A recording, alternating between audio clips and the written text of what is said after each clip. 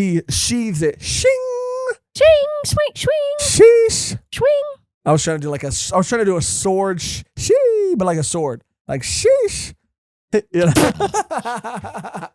Like a sword sheath, but sheesh. You know? It'll be a sound on TikTok in a week. The hand movement. Sheesh.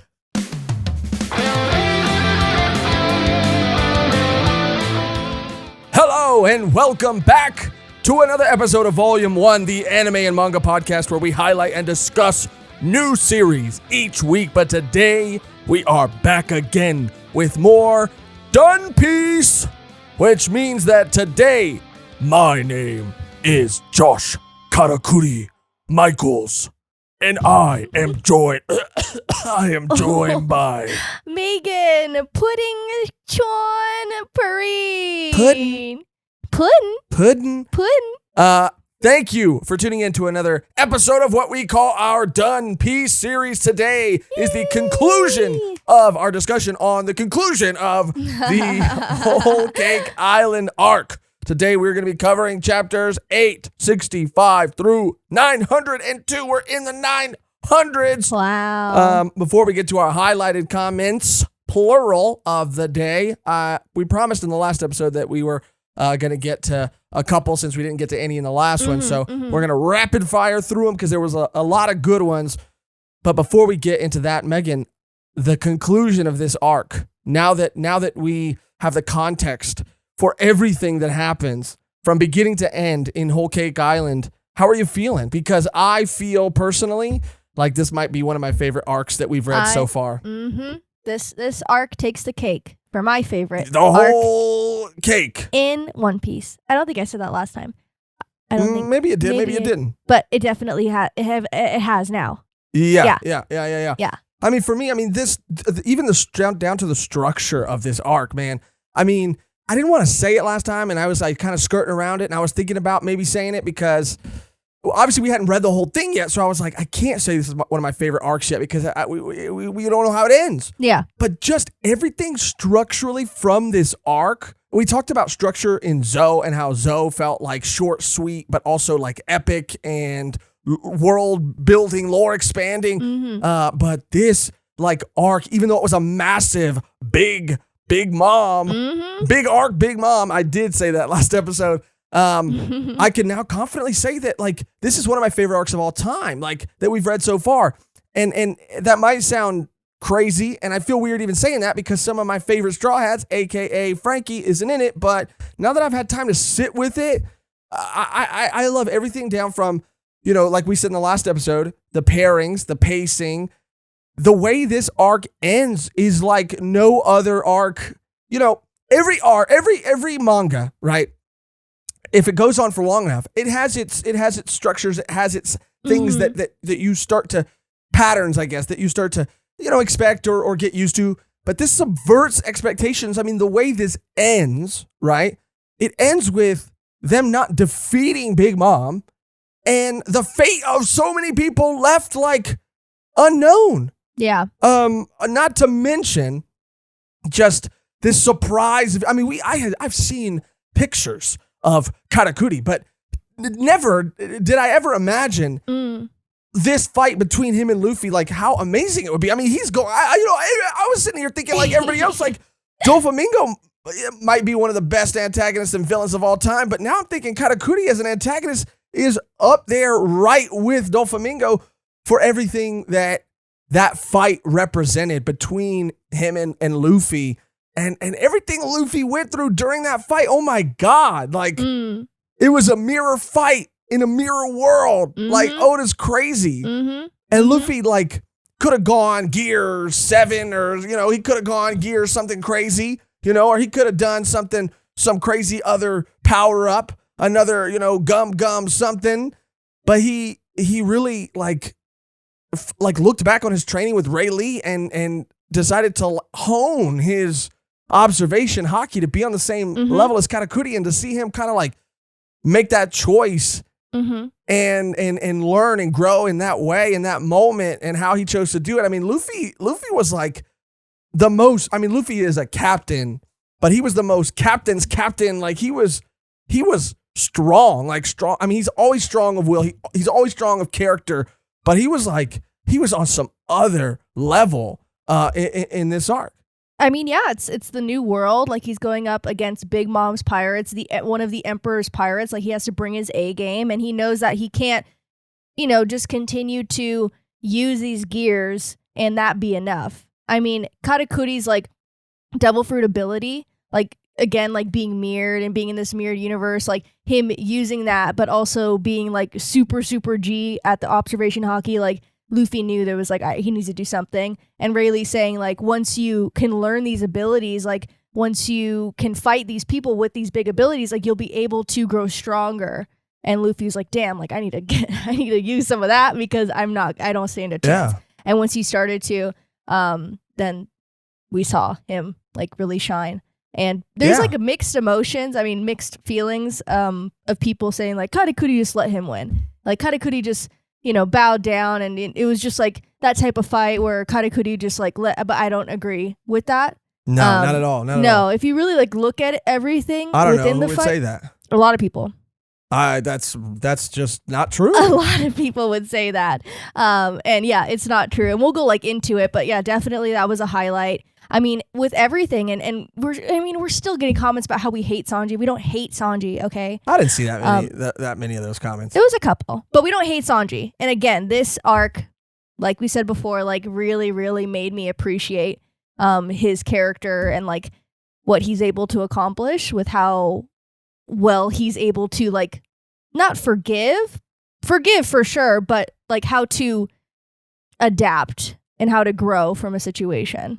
Right. And to that point, right, I also don't know really how, the One Piece community as a whole really feels about this arc. But in terms of that fight with him and Katakuri, like, I just want to say again that they are so, a mirror version of each other to an extent, right? In a mirror universe, sure. But like how Luffy wants to protect and does anything to protect his crew. That's like exactly. Katakuri's going to do that for his family. They're both families in different sense. And bro, this man stabbed himself. Like, that's not to let Luffy win. Like, that's how much honor this guy has. He is going on the same level as Luffy because his sister, got in the way. Interfered. And she interfered. And Go back to your room. He's all about respect. And like, honestly and truly, like, it was so sick to see him, fight Luffy, because he's even making comments like, obviously I'm not going to underestimate you, which is kind of like what Lucci did, which is what Crocodile did. Like, all these people are underestimating Luffy, and he goes, yeah, I'm not going to underestimate you because like I see the potential of what you're going to become.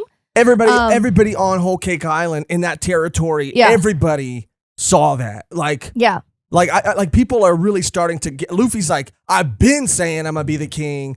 And this is the first time everybody's like, he might do it. We need to watch out. We need to be careful. Even Oven was like going to extra lengths. Even, people were like, mate, like, really? You think that they're going to escape that easily? Even though like civilians are like, damn, they really haven't put this much effort into catching people because they usually just do it. And Katakuri making comments like, oh yeah, like I've never had someone dodge this many attacks. Like, it stresses me out. And this is probably like one of the craziest fights he's had in years because he's never lost. Or ever. I mean, this fight was crazy. Yeah, and they're going toe to toe, back to back, like, and he's just, as the fight's happening, just like learning to respect Luffy and like really like showing his respect like to each other too. I mean, the conclusion of the fight too, we see that with Luffy again when he like literally like throws his hat in, like hangs up his hat, which is like in order, to quit or whatever, and he puts it over Katakuri's face.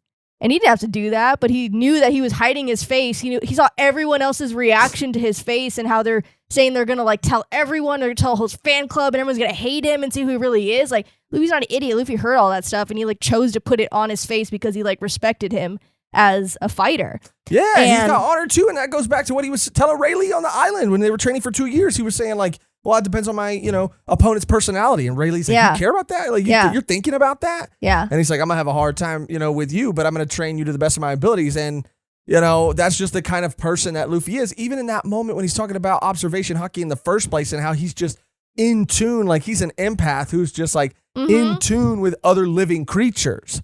That's like one of his strong suits is, maybe not, in terms of like, other objects, random projectiles. But when it comes to people, like he he picks up on that stuff almost naturally. Yeah, and I mean, again, like with all of that, like the overall like theme of family in this arc is like so crazy because we see like Big Mom, we see Judge, like, and we're like finding ourselves, you know, they're not good people, but we're finding ourselves like hating Katakuri, like hating all of the Vince Smoke kids, like really like just being like, damn, they're really not good people. And it's like, well, like look at who they were raised by, like their prime example of like the worst of the worst people in the world. And I really liked the just like the interactions between the Big Mom pirates, because you could totally tell like they're not necessarily doing it for Big Mom. They're doing it like for each other. Yeah, like they're strong because of each other. Like they're strong because of the trauma that they've shared. And they're strong with each other, not necessarily Big Mom because she's treated them like horribly. And we saw that moment with like Katakuri at the end of his fight with his sister. Like that was such an awesome like little cherry to be like, it's literally like not their fault. Like, no, yeah. They are used as like dolls and Pawns, used as soldiers, just like, you know, Germa 66 is. I mean, it's just like crazy. And I really liked all of that throughout, and it was so well done. Absolutely. That moment was so crazy to see him, Katakuri, reacting to why he covers his face in the first place because of people bullying like a young Brule, and even seeing that was so touching. And the way, I mean, even down to the way this man was like sneaking into his little private cabin and eating you know, whatever, mochi house or whatever, and he was eating donuts. It's like the same way that like Luffy like eats meat, you know, like literally they have so many similarities, and they are really just there to protect the people that they care about. And that's the thing with Big Mom versus Luffy. Like Luffy gets people to follow him because of who he is. And Big Mom has all of these followers because she like has forced them and she gives them this like illusion of choice. In terms of like the people who live there. But she is a very controlling person. And when it comes down to it, when things, you know, when the moment gets going, the going gets tough and things get hot, you know, they're gonna you know, they're gonna, what is it, turn coat or whatever or turn tail because there's nothing more to keep them there. And with Luffy, we see that people want to follow him because of who he is. Like everybody's betting on Luffy, but he bets on himself. He's like, I'm gonna do this thing. Like it's just crazy because we were talking about that too after we read it. Like, how is this man going to, he ended up fleeing from Big Mom ultimately because he didn't have the support of his entire crew there, but was able to do what he did with just a literal, broke skeleton crew, you know? And, you know, even though they didn't win the fight versus her and they fled, how many people does Luffy have in his corner? I mean, even now here on Whole Cake, I mean, he's got, you know, the Sun Pirates are there too to back him up, to help him out. Like even Capone. And that was a thing too, like, the way people were flip-flopping and, you know, going back and like Capone's bad, now he's good, and Puddin's bad, now she's good, you know, or not Capone's bad, but like selfish, but then he cares about Chiffon and like now he's going to come help them get the cake I mean, it was like, bro, this arc from beginning to end was so just like energetic, and it was definitely just like a totally different feeling than any other arc that we've read because like stakes were like real. Like I was like, you know, towards the end, they're not usually towards the end of an arc. Luffy is fighting an opponent.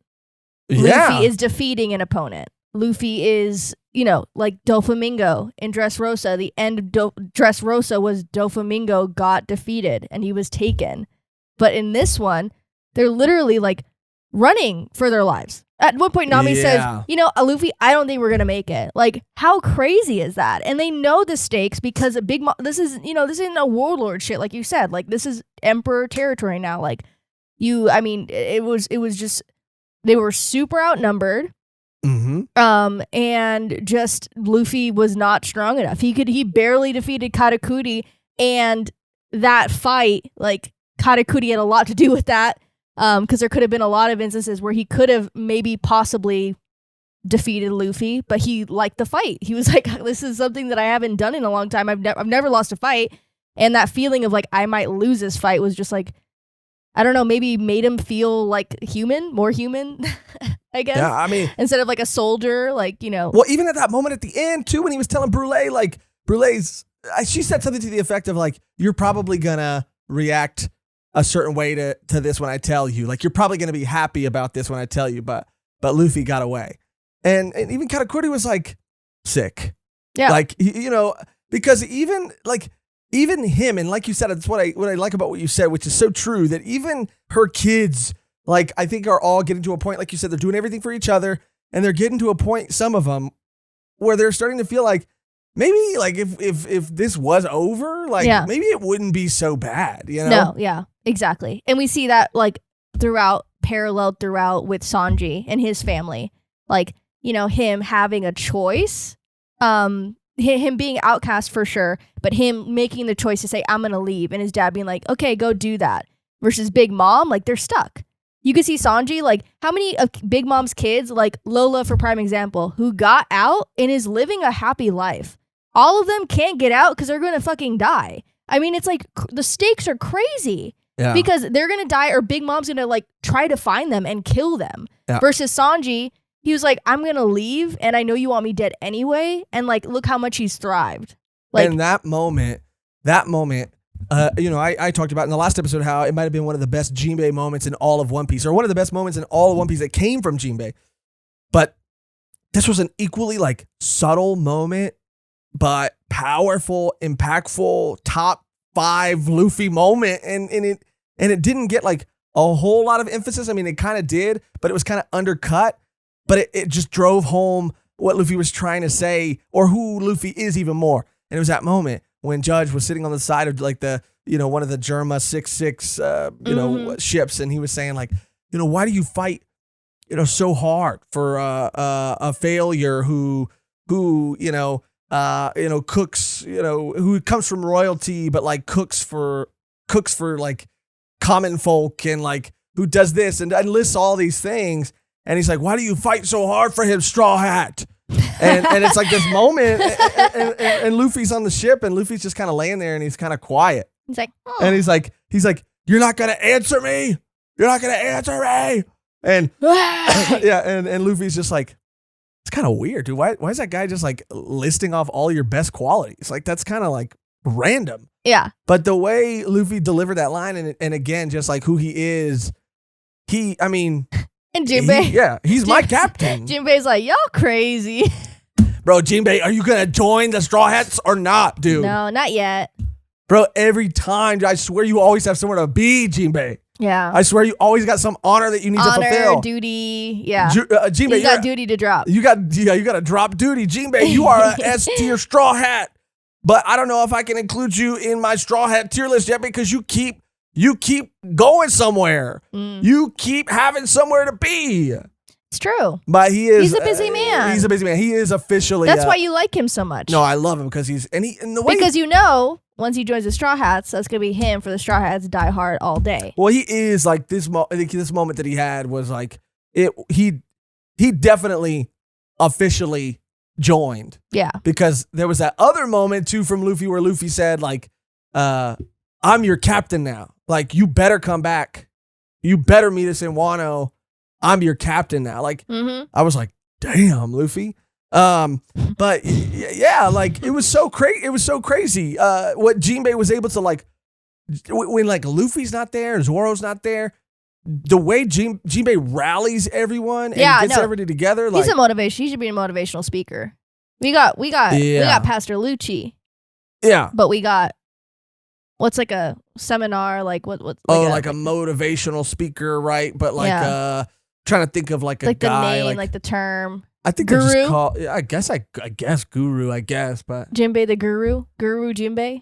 I could kind of see it. see it. Yeah. Like, I could kind of see Guru, I guess. Like, oh yeah, did you hear Jinbe's gonna be at the Staples Center? He's gonna be giving a speech, motivational speech for 3 hours. I'm there. Yeah. How much for tickets? $1,000? That's a steal. No, they're actually free because he wants everyone to better themselves. Dude, he would do some stuff like that. Yeah, he would. He would. Yeah. And then he'd be late, and then he'd get there and he'd be like, sorry guys, you caught me. Like, I was late because I was outside giving people on the streets who couldn't get tickets. I was giving them motivation because, Because I felt bad. you know, Because I was like, yeah. yeah, they came here for me. Like, I have to uphold my end of the bargain. Right. What kind of motivational speaker would I be if I just like spoke to you here? I got to speak to, you know, everybody, no matter ticket or no ticket. Like, that's the kind of man he is. So he'd be like maybe an hour late because he'd be out there. Yeah. And the crowd goes, wow. Yeah. And it's like, this is why we love you, Jinbe. This is why we love you, Jinbe. What the? You would flash Jinbe? That's kind of crazy, dude. First of all, I don't think Jinbe would want to see that. I don't think Jinbe would want to see none of that. I don't think he has time for that, frankly.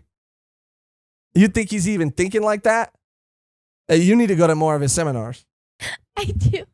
Yeah. I need to go to Pastor Lucci. Maybe stay away from him, too. Why? Because of the way you just reacted and responded to that. Yeah, stay away from the church. You know, stay away from the seminar. Stay away from. Where can I go? I don't know. You can go to freaking Bozo Land with Buggy. With Buggy, yeah. Woo! Yeah. Honk, yeah. honk. Yeah. Okay, honk if you're horny. Yeah. Oh God. Okay. Yeah. Okay, cake, whole Cake Island. Oh, all right. Is that your impression of me? See, literally, no, it's not an impression of you. You're like, okay, whole Cake Island. Back on track. I didn't know a segue. I didn't have a segue to go. I'm sorry. No, but I really do feel like, you know, again, Brook had so many standout moments on top of Carrot having this amazing moment, which I know. Run the tape back. We talked about it in a live. Got you? More like got you. Oh, I like that. Because I told you.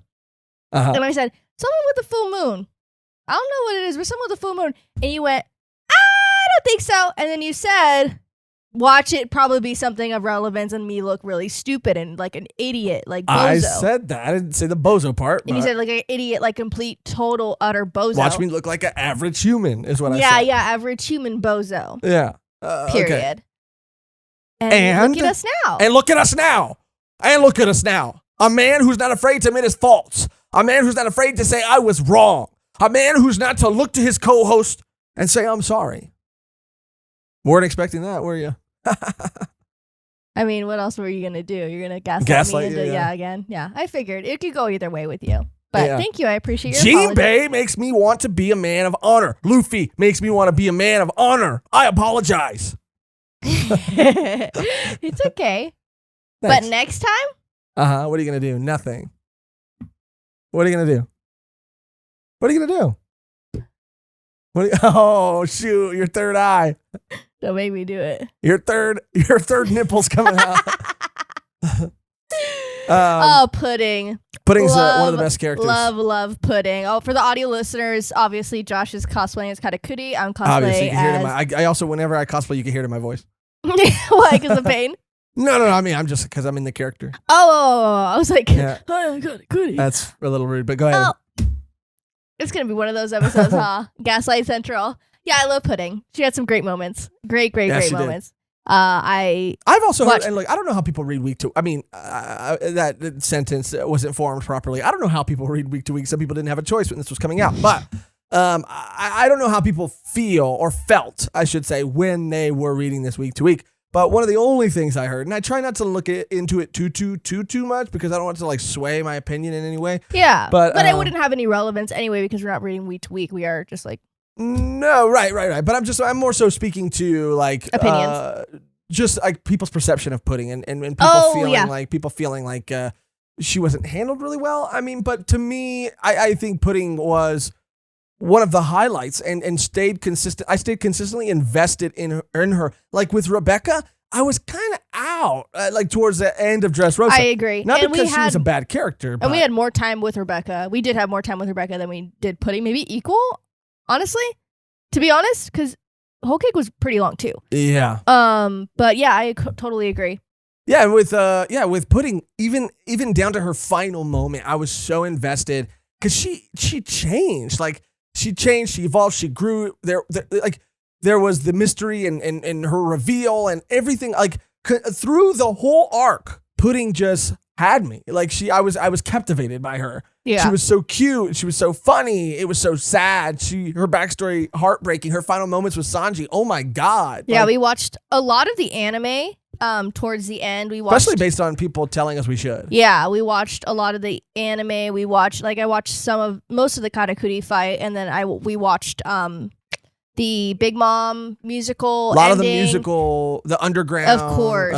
Guys showing up. That musical part. A lot of the musical parts in general. Yeah, it was fun. But Pudding's like scene with Sanji, like that shit had me crying. Like I was genuinely like so sad because just like everything it represented, like I could totally towards the end, like I could see her like actually like seeing like a future with Sanji, like because they have similar interests, like they like baking, and you know, just obviously he's just like charming and he's nice and he's like, you know, after everything, after all what happened to Pudding, you know, their relationship, like he just never deserted her. Oh, it was all worth it. It was all worth it. No, but honestly and truly, like she just was like, I don't deserve this kindness. And just seeing her and how Big Mom was just like basically just using her, like pimping her out pretty much. And her just being like, no, you know, like I'm not a doll. And it's like, it didn't say anything after that, but it's like, I'm not a doll because like I actually feel things. Yeah. Yeah. And, you know, again, it was very, very, very sad, relatable. I think a lot of people can relate to that. Yeah. Having like over controlling, overbearing parents. I loved to, oh my God, Megan's face in reaction to It's that. like Pudding was made for me. It's like Megan's cosplaying Pudding every episode. Every day. Every moment of her life. But yeah, you know, and a couple other things I wanted to clear up before we start going through it too. Not to mention that we finally got, and we're going to get into all this stuff in more detail. At the beginning of the episodes, we just like to talk about everything that impacted us and everything that's still really fresh because we read these as close to recording as possible. So our reactions and our passion stays stoked. But we finally got some Big Mom backstory revealed too. And honestly, Whole Cake is probably also one of the darkest arcs, dude. It really is. You know, it might have a little like, you know, the icing on the cake and the dancing flowers and the everything's alive with a smiley face thing. But damn, this thing is dark. I have a theory. I'll go off right now. Big Mom, we weren't told what she did as a child to get her abandoned by her family. Okay. What if Go off. she ate someone that early age? Uh-huh. So every time she goes on a rampage, she wants sweets. Right. But she's also craving human flesh. She's a cannibal. She's been a cannibal. Because she's like, oh, you know, she likes sweets, but she can never obtain that taste for human flesh. Oh, I so see. when she ate Sanji's cake in the musical number, she's like, what is this feeling? Like, I haven't had this in years. And then she's like, oh, I remember I was feeling this happiness when I was with all of my family, the ones that she ate.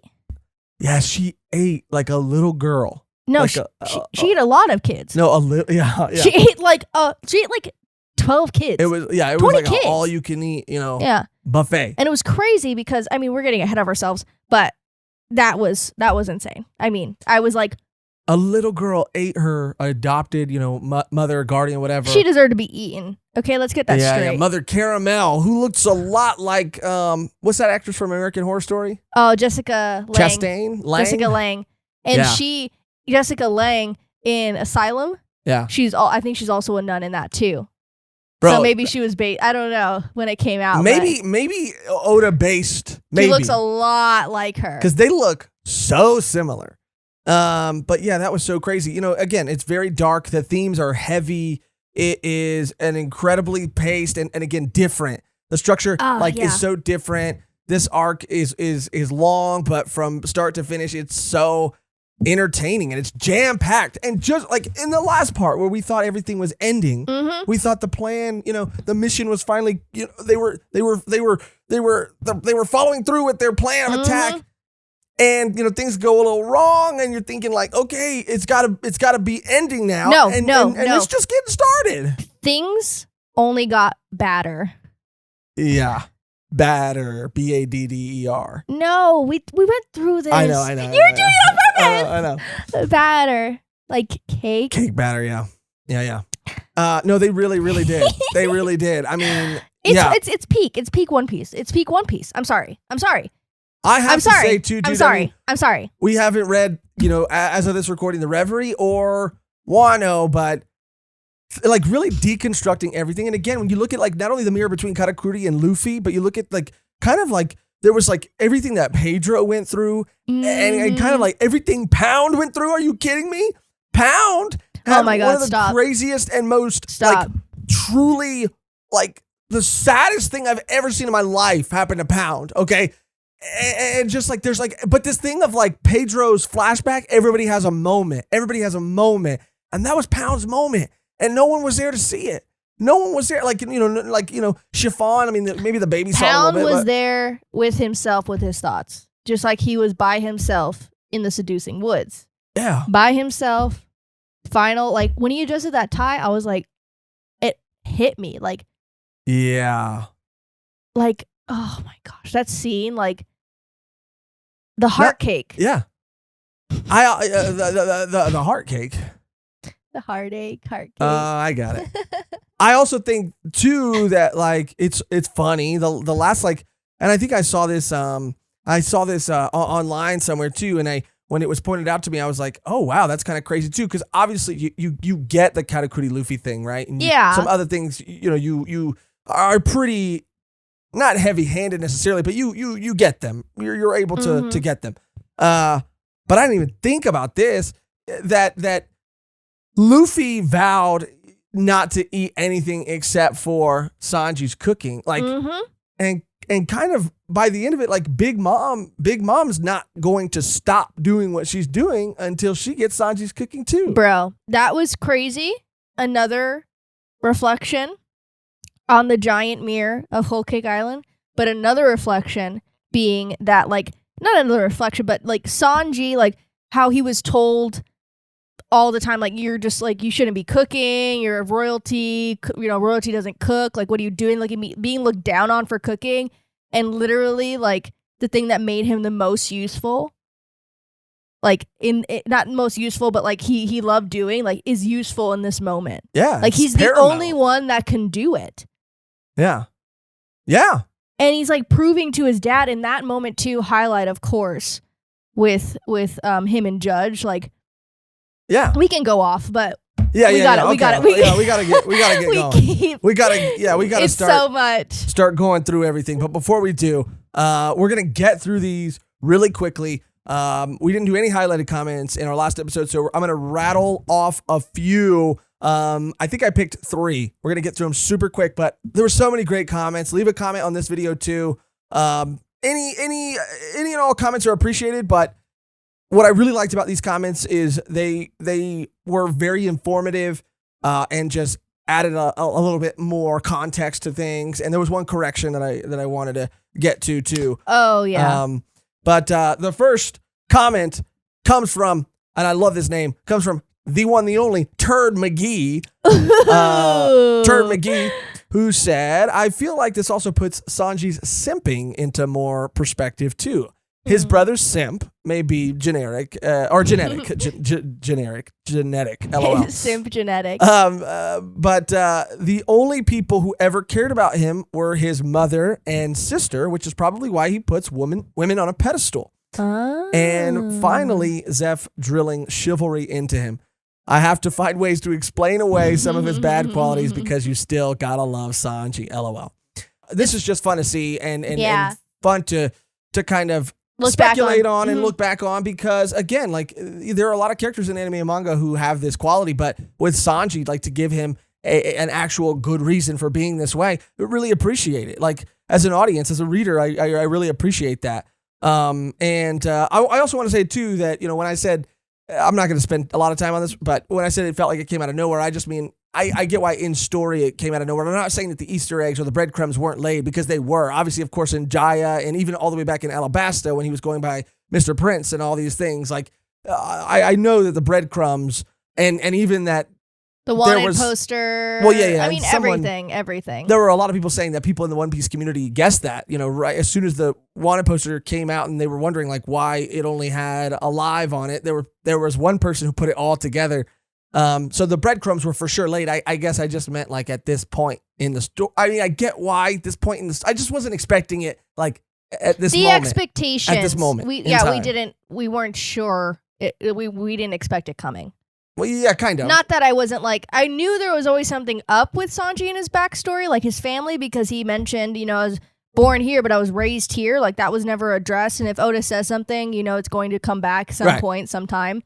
But again, I didn't expect it to happen this part in the story.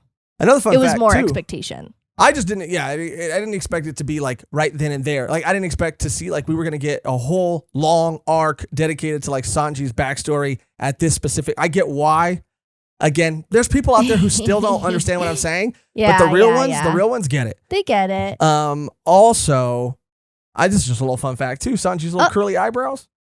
They're like, they're two curls, 6'6". Oh, cute. Right? Yeah. And Sanji's, I think, are inverted from all of his brothers. Yeah. Meaning that he's like, anti-opposite 6'6". Well, that's cool. And also their hair are all different colors. Mm-hmm. And that's because like Sanji didn't fully take in the chemical thing. And it's like the same color as his mom and dad's hair. That's why they all share the same color. Oh, that's really interesting. Wow. And someone else said too that like she wasn't trying to like abort the babies or whatever. She was just trying to get rid of the chemical. But I don't know how she was planning on doing that. I don't know. Like she must have had some really good scientists working on that because who would help her? Yeah, how do you know? Who would be in her corner like we're gonna do this? They're like, we work for Judge. Yeah, like how do you know? You're used as a like. Did Judge ever like that's a thing too? It's like. This fool just straight up was like, you're going to have my children and you're not going to have any say in what I do with them. And the same thing as Big Mom, the parallels where she's having these babies with these men and she's like, okay, I don't need you anymore. Bye. Yeah. And they don't have a say in that shit either. Yeah. I said we were going to go through these fast and Sorry. We're lingering. It's okay. I mean, this arc is just this. There's so much in this arc. There's so much. And I could have stuffed to the brim. Yeah, and I could have used more. That's how I could have used more, like more place, more. If they were on Whole Cake Island for another 30 chapters, I wouldn't have been honestly. Mad at all. Yeah. This one comes from this next one. Fix the fan. I think there might be a translation error in one of the chapters because Big Mom only has 3 poneglyphs, not 13. She had 2, a road one and a regular poneglyph, and a third one that she received from Jinbe. Yes. And yeah, the reason that I got this mixed up is because it was what's his name? And again, there are a lot of characters, a lot of names. The guy. What does it look like? The chicken. I love him. I thought you meant not the bird guy. That's Morgan's, the reporter. I'm talking about the egg Benedict. That guy. He said it. He said like 13 or something like. He said it a certain way, and honestly, I guess I thought when you 13. were saying it, I was like yes, and then I was like wait 13. Because again, like I was doing the math. Even on the panel too, it shows like the amount. It says like there's like but again, 3. No, but again, like I think there was something else that made me believe because I was like maybe doing the math or something. I don't know. I mean, I admit that I got it wrong, but. It was because of how just say 3 that character should have just said 3. What are we in Huecamundo? Right, exactly. And what's it called? Brook did just get the road poneglyph, still one of the best things and most impressive feats that any Straw Hat has ever done. I mean, this man did something so important still. It doesn't take away from how amazing Brook is and how important what he did was, but someone said poneglyphs had 3 sides. I don't know if that's because if Big Mom had 3 poneglyphs and he has 3 tracings, he could have got all 3 poneglyphs. But someone else said that poneglyphs have 3 sides. Let us know that in the comments. And people are also telling us we're saying poneglyphs wrong too. Okay, well let's not go too far down this rabbit hole. We've been saying it like this. It's the beginning. I'm not gonna do this anymore, guys. I'm sorry. I fucking love this series. Okay, One Piece is my favorite series. Okay, I've read enough of it to say that. I've read enough. We only have one major arc left to go. Well, and the Reverie. And I'm comfortable saying that the themes and the characters and the worlds and the imagination and the creativity and what these things stand, what these characters stand for. This is my favorite series of all time. Yeah. Okay? And I'm sorry I can't get every character's name right. Okay? I'm sorry, but it doesn't mean I don't care. Some people want to say that, you can tell how much they care because you can't even get the freaking names right. Yeah. You get the names right. You get them right. That's my Katakuri coming out right now, dude. I'm sorry, okay? I'm sorry, but it doesn't take away from my love. And we're just here doing the best we can, having a good time. All right? Sorry. Thank you, Mehgan. Thank you so much. Last one. That was good. Thank you. Thank you. Last one, guys, and then we're gonna get to it. I promise. Carson Spinks says, my favorite thing that I only noticed much later after rewatching it a few times, but when we see Duval for the first time, check this one out, Mehgan.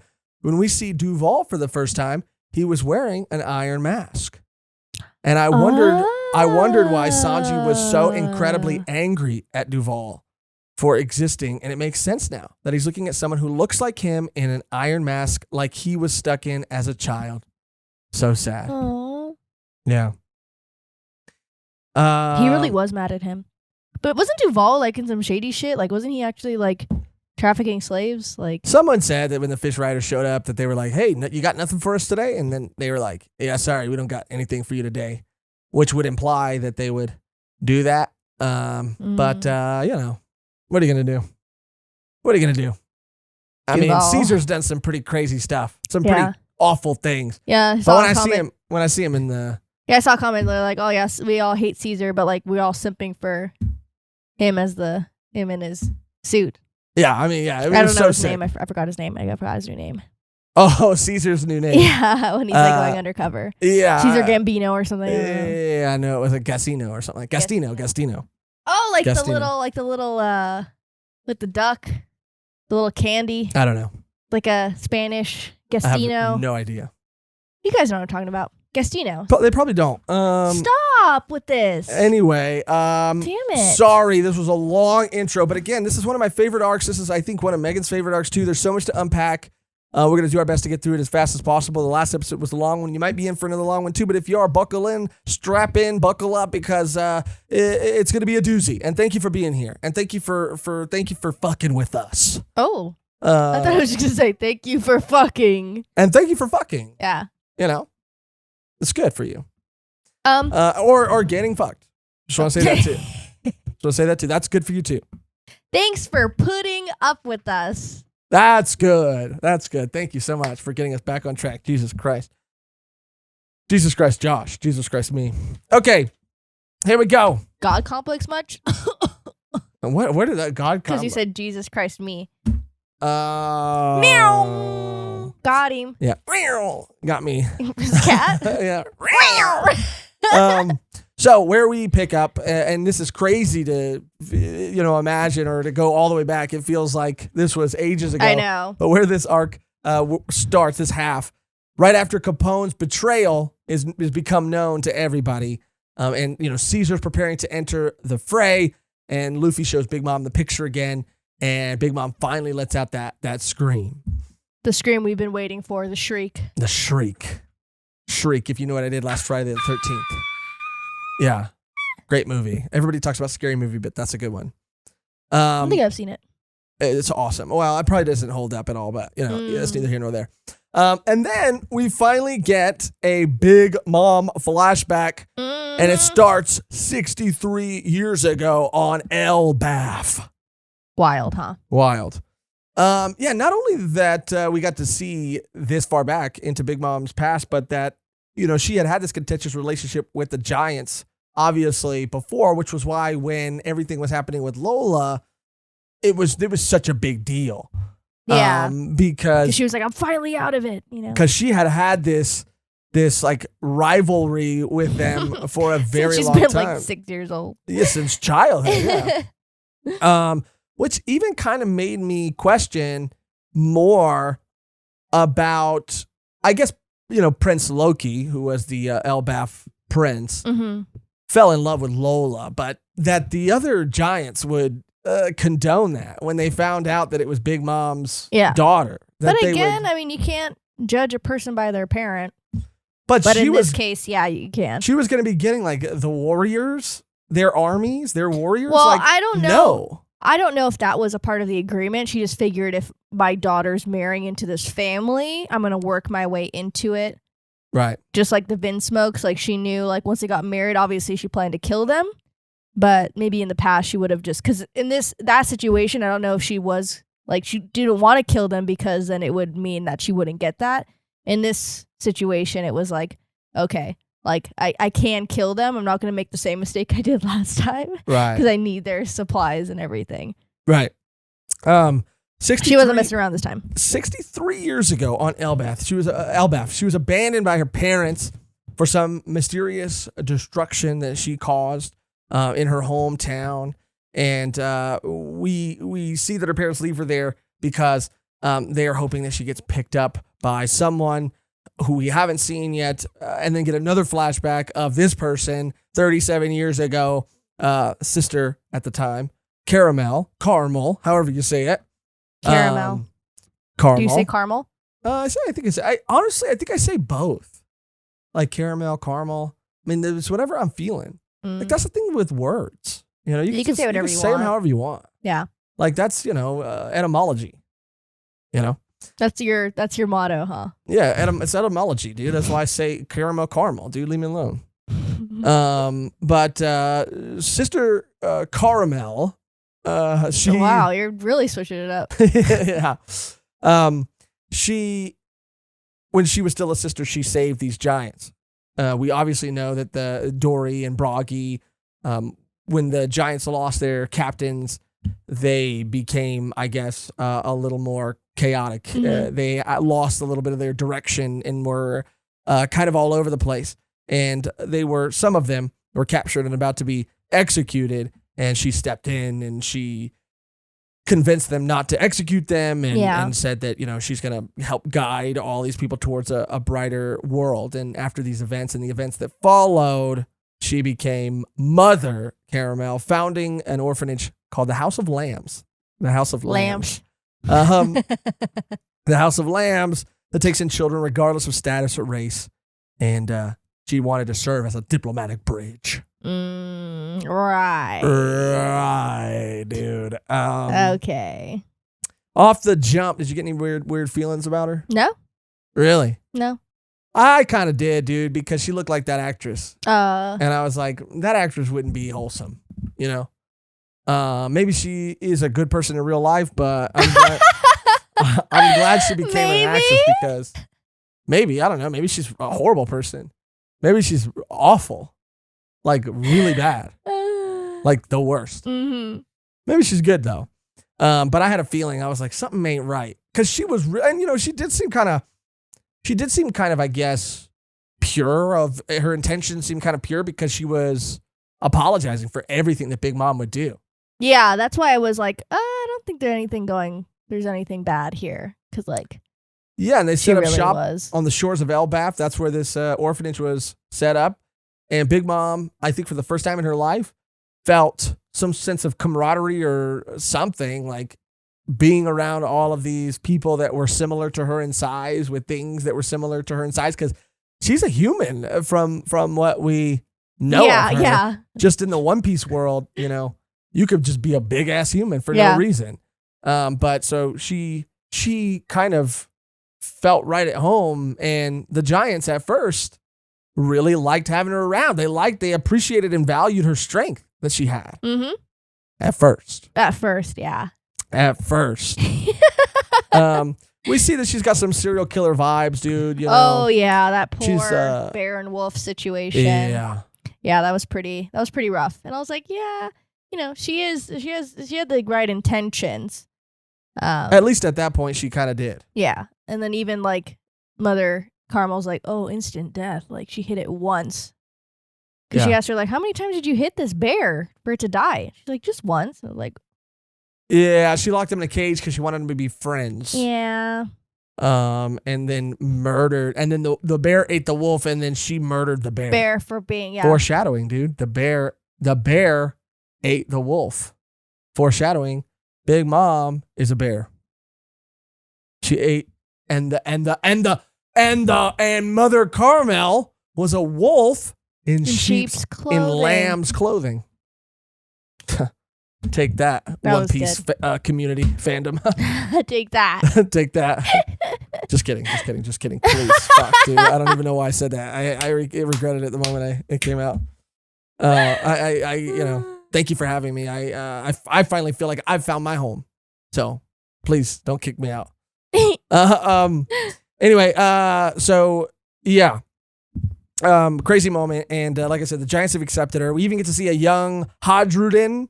Yeah, I saw that. That was cute. Very cute. And it makes me think, we'll keep going. I'll mention after. And the two chiefs, Beardfall Jorul and Beard Hill Jarul, which I thought was Jarul for a second. I was like, I didn't know Jarul was a giant. And after that, we see that, or we find out about the winter solstice and the fasting that they do, and the semla that they eat before they fast. Yeah, that's a real thing. It's a Swedish thing, and they used to do the same thing before fast and stuff. Wow, it looks incredibly tasty. I mean, they did it because they're high in like carbs. Right. So they would like fill up on that. Well, as much as you can for a fast. But and it was for like the winter solstice. I don't know if it was for the winter solstice, but it was definitely some type of fast. Right. Yeah. But it was for the winter solstice in One Piece. Yeah. Which, I heard that the only reason we, even have Christmas trees is from the pagan tradition of dragging in evergreens during winter, because they were the only tree that survived during the winter. So people thought that if they brought in this only tree that survived during the winter and put it in their house, then they would survive the winter, because people used to get sick and die a lot during the winter. Pretty fascinating. Pretty dark for those people, but they're long gone, dude. Jesus. I'm on my Katakuri you really are time right now. Yeah. So this gets crazy, dude. So this is when Lil Lin, right? She gets her first hunger pang or whatever, and her first blackout during the fast. She starts wreaking havoc on everybody and everything. She even takes out one of the chiefs and takes out the other chief and essentially murders the man. Yeah. Essentially murders him. She does. The giant chief of Elbaf. Yeah, literally. Murders him as a 5-year-old, 6-year-old girl. Like, crazy. And then we get to see that Mother Caramel has a devil fruit. Right? Because there's a fire nearby, and we get to see her kind of do the same thing that Big Mom does. So we're kind of thinking like, oh, that's curiouser and curiouser. Like, yeah, how maybe little Linlin's going to get passed down that devil fruit. Yeah, I was like, how's that going to happen? How? Right? Possibly how? How possibly? Right. Could have never predicted it would have been what it ended up being. Yeah. But this is when Mother Caramel begs the giants for forgiveness, and she says, we'll leave, just please. I'll take her with me. Just don't kill her. Yeah, please. And I'm thinking, she's maybe just a nice lady, but most people aren't just nice ladies, or men, whatever. Yeah, I mean, I want to say you should live your life like that. No, that's not what I'm saying. I'm just saying, like, in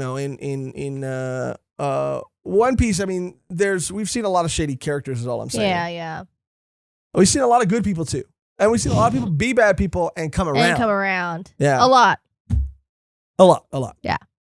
So they end up fleeing and whatnot, and that's when we get to see Mother Caramel's true identity, aka the Mountain Hag. Woo! And I think, I don't know if it was explicitly stated, but she's meeting with Cypher Pole, it looked like. She's meeting with Cypher Pole. This is what she does. She sells children to Cypher Pole and the world government to like train to be Marines or to be Cypher Pole agents. And she talks about the little stunt that she pulled 37 years ago, which was the John the Giant, who was the first giant in the Marines. And he was sold off. So I was like thinking, who else do you think got sold off from child to be in the Marines or to be pirate pool agent. I think it's Lucci. Oh, I think it's interesting. Lucci because we see him training at a very young age, and they kind of just are talking about him as a weapon. They're talking about it as like a person. So, but you don't think the timelines wouldn't have lined up for him? Not to be for part him to be part of hers, but it's probably happening all over the freaking right. seas. She's probably just one of the many people. Yeah, doing of this. course. Right. Of course. Right. Yeah, for sure. So yeah, we find out her true identity. They move, and little Lin Lin has a little birthday, and this is where everything kind of goes down. And little Lin Lin has a little birthday, and she's right there. Everyone made cake. the semla. They made more semla. Like we made a what is it? A broche. Right, cake. It wasn't cake. Yeah, It was the same thing she was craving in the beginning when Jinbe and brought they it made to a her. croche bouche. Uh-huh. I don't know how to pronounce it, but they made it stacked up like that. Well, definitely don't keep trying if you don't know. Okay. Yeah. They stack it up all like that, and then they say like, "Happy birthday, Lin Lin! Like, have a good one." Hey, happy birthday, Lin Lin. Mm-hmm. I love you. I'll make it to Tanjovi, I think. Is that how you say happy birthday in Japanese? Yeah, I think so. It's bold, dude. I know. So bold that you just tried that. I'm sorry. They're like, I love you so much. I You're was my thinking favorite. of the anime. Yeah, you're my favorite. And this is like super crazy foreshadowing too, because throughout all of the interactions that we've seen with the children and her, I mean, they know she's dangerous, obviously, because she's super strong. But everyone has, she's chasing them and they're like, oh, Lin Lin's gonna kill us. Lin Lin's gonna kill us. Like, everyone run for Lin Lin. She's gonna kill us. And then the scene just was like, yeah.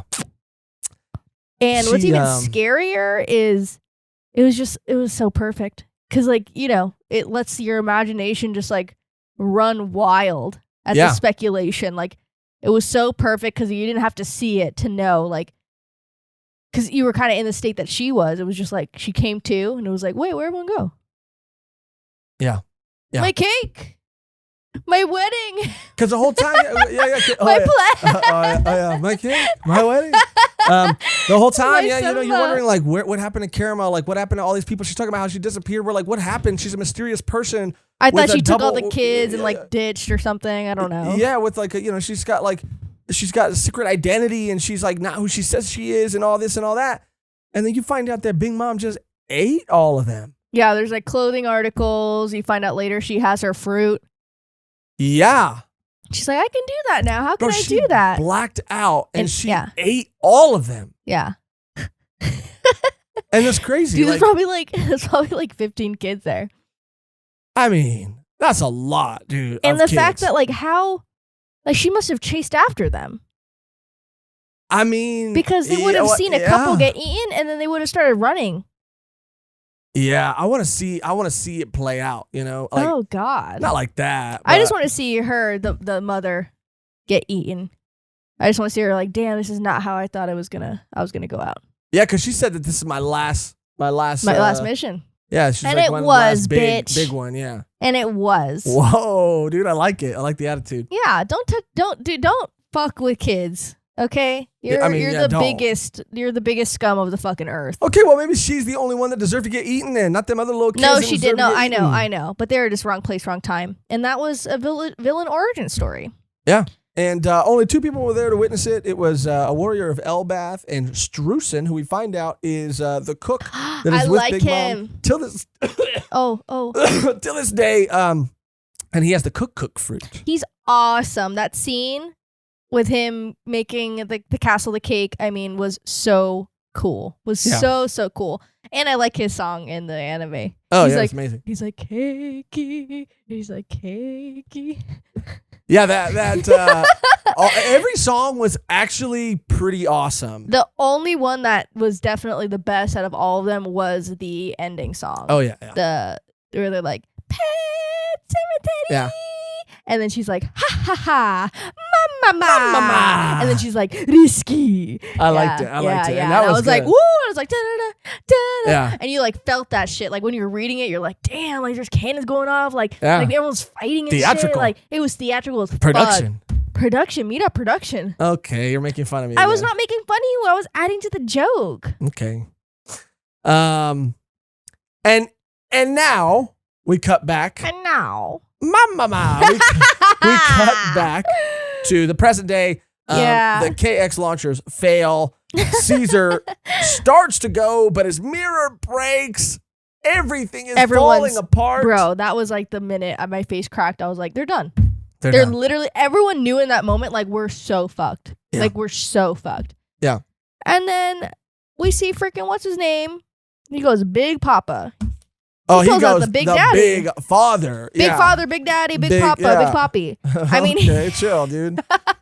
He goes off. Full scale Rook, the Big Father. Or he goes, full scale Rook, the big Father. The Big Father. The Big Father. Yeah, he does, huh? That was awesome, dude. Mm-hmm. That was incredible. He can turn him, like, we know he ate the castle fruit, but I thought this man just was a castle, and he just, like, the inside of him was a castle, but this man can turn into a castle. And it's pretty gigantic. It looks like Howl's Moving Castle a little bit. No, it does not, Mehgan. No, it does not. Sorry, I came in a little hot. I'm sorry. Doesn't, you guys? Okay, no, you can't. You can't. Because then they're going to really think that you're sad. Really think what? They're really... The truth? Okay, now you're feeding into it. You're pudding right now. You're being the most pudding you've ever been. Mama. But yeah, this was super sick.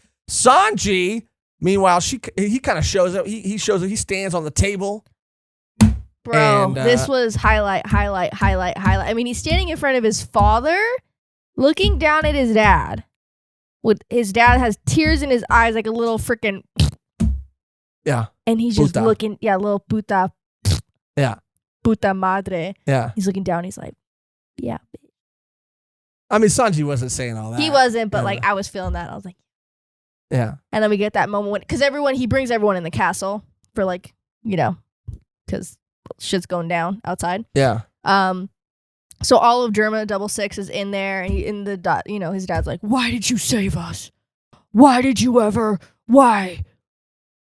And Sanji's like, "Cause my dad would be mad." He was like, "Oh, yeah. He's not talking about you, bitch. Yeah. He's not talking about you. You think he's talking about you? Hell no, not on your life, Judge." Yeah, not on your life. Not on your life. And he just pulls him down. And this was awesome because it's like literally pulling him down to his knees to get to his eye level because he's always looking down on him. Yeah. Go off. I thought I keep going. But he pulls him down to his knees because he's looking down on him always. And he brings him down, literally down to his level. Takes him down a peg or two. Sure does. and he goes, "You know what? Like, you abandon your child." I was 17. I don't even know how old the years ago. I was supposed to die at sea, and like that was the way it's supposed to go. Like, don't you ever call me your son again. Like, I'm not your father. No. Don't ever call yourself my father again. Don't ever call yourself my dad. Like, you're not my dad. That was a crazy moment. But Bro. Everybody retreats. Everybody goes inside of Capone. And Capone and everybody, and that's where all that kind of happens. Everybody's got to come up with a new plan because the plan that they had is falling apart. Someone from the underground Literally goes after the Tamate box, and that is going to be very important later. I didn't know how important this thing was going to be. I knew it was going to be of some significance, but the incident that it causes, good. I mean, without this box, I mean, the universe is really on Luffy's side. It is. They might have not been able to escape without that box, that bomb going off. No, and it wouldn't have done anything to Big Mom. She would have been like minor inconvenience, it blew in my face. Right. It wouldn't have mattered to her at all. Right. Like, it wouldn't have killed her. It would have just annoyed her. So the fact that it blew up somewhere else was like very, very helpful. And everybody's talking sense into Luffy in there too. They're saying, you know what, we got what we wanted. We got everything. We got, Sanji's family is safe. Yeah, because Luffy's like, let me get out there. Let me do it. Let me go beat it. And we got like, Sanji. No. And even, like we said, it's like, damn, like we can't beat her with us being the way we are right now. You don't have all your crew. Maybe if Zoro was here, Robin. I mean, they have some of their heavy hitter fighters not in the arena. Yeah. Like, crazy. Not saying that Brook isn't a crazy fighter because he literally went head toe to toe with Big Mom. Brook the only is one, him and Jinbe. Someone the said only it in the one. comments. He's the Mufk Soul Mask. King now. Yeah, he really went up. Like, I mean, not he's even always Luffy been, did but that. Damn, yeah. Not even Luffy did that. Got to go head toe to toe with her. Woo, Like, we saw one punch, but Brook again, dude. He's out here doing some of the most important shit. I mean, everybody's doing important shit. Like R.I.P. Pedro. If you're really dead, R.I.P. But that part. But I mean, Brook was out there like putting in work from the beginning to the end, putting in major work. This one needs a promotion. This one needs a raise. A raise? Yeah, he does. He does. What's his currency? The bones are their Okay. money. All right, Mehgan. But they pull it out, your hair out. I mean, They pull it up, not done. but You're not done yet. out. The bones. It's a great sketch, and I really appreciate it. But Tim Robinson, I think you should leave season 1. Go check it out. I'm not sponsored by them, but okay, all right, Mehgan. All right, back on track.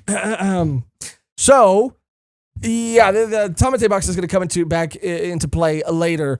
But everybody says we got what we came here for, so we got to go. We have to run. So they make a new plan. The new plan is for Capone to turn back into a human, and Caesar's going to fly him up and over. That's when we have that moment with Sanji and Judge. And then there's also this moment where I think her name is Stussy. I believe her name is Stussy. Stussy reveals herself to be a member of CP0. And she tries to take the Tamate box back from the guy who was trying to take it, which is Dufeld, by the way.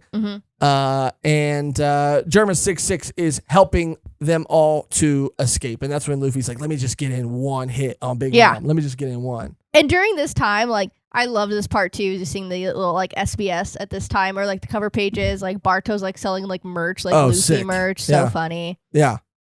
That's around the time that the Tamate box explodes and Whole Cake Chateau collapses. This was crazy. Yeah, this was crazy. They wouldn't have been able to get away without this. They wouldn't have been able to do it. They would have been, I'm sorry to say it, they would have been fucked. They would have been. I didn't want to use that language, but You've already said it once in this episode. I feel like I've said it more than once. But they would have been fucked. Absolutely and royally. But Big Mom's chef, Strusen, saves the motherfucking day. That guy turns. I mean, I don't know if he saves the day. He kind of does, dude. Everybody would have died without this man. I guess all the people on the. And everybody on top, maybe not. I mean, the Straw Hats maybe would have escaped, but they would have also fell and been crushed by the rubble. I mean, the crumble. No, that was. There's a lot. I think that the crumble is a well, cake. Well, yeah, it got turned into a cake. It wasn't a cake, but he turned it into a cake. Oh, is that oh, you were just doing a pun. You look like you want to kill me. No. Yikes. Everybody would have died. I'm just saying, he might not be the best guy, but he helped out that day. That day he helped out. So this is when everybody starts to split up. Everybody has to escape. This is when chaos really starts ensuing. We're going to try to get to everything. I'm sure there are going to be things we brush over or forget, but everybody breaks up. Big Mom goes on a rampage. She needs wedding cake. Wedding cakey. Say it like Big Mom. Wedding. I can't do it. You did a great Big Mom earlier. Ha ha ha. Mama. Wedding cakey. Yeah, you've done it better. Wedding cakey. That's good. You got a lot of slobber on that one. Well, because you're hungry for cake. What is this? What is this? What are you doing? Everything you're doing is like crazier and crazier. Wrong pudding. Oh, okay. Sorry, excuse me. I think it's the way that the cosplay is on you, but the way that you're emoting is like like crazy because you're like trying not to let your wig fall off, so you're like it's crazy. Wedding cakey. So yes, Big Mom goes on a rampage for wedding cake, and she is lied to by Pero Sparrow and told that the Straw Hats have a backup cake or stole the backup cake, so to go after them if she wants it. Pudding She's shows like, you up. better not be lying to me because I'm gonna kill you. He's like, I wouldn't lie to you, Mom. I wouldn't lie to you, Mom. Why would I lie about that? Gulp. Go.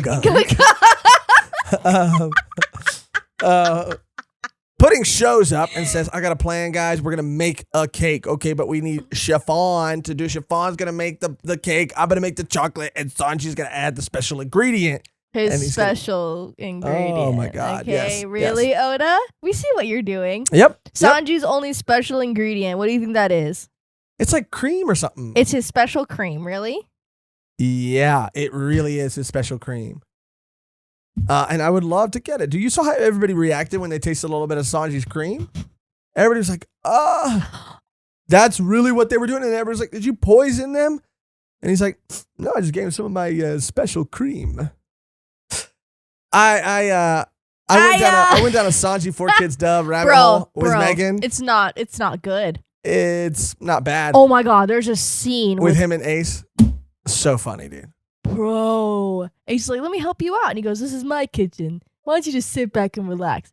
And the music mixed with like Ace's face. He looks up and he's like he gives him a little smirk. Ace is like this, and they play like 90s like sitcom. saxophone. Yeah, like 90s shit. And Ace, I don't remember, but in my head, Ace was like this. He's just like staring at him longingly, like, looking at him romantically. And it's like, yeah, it has like a saxophone, like.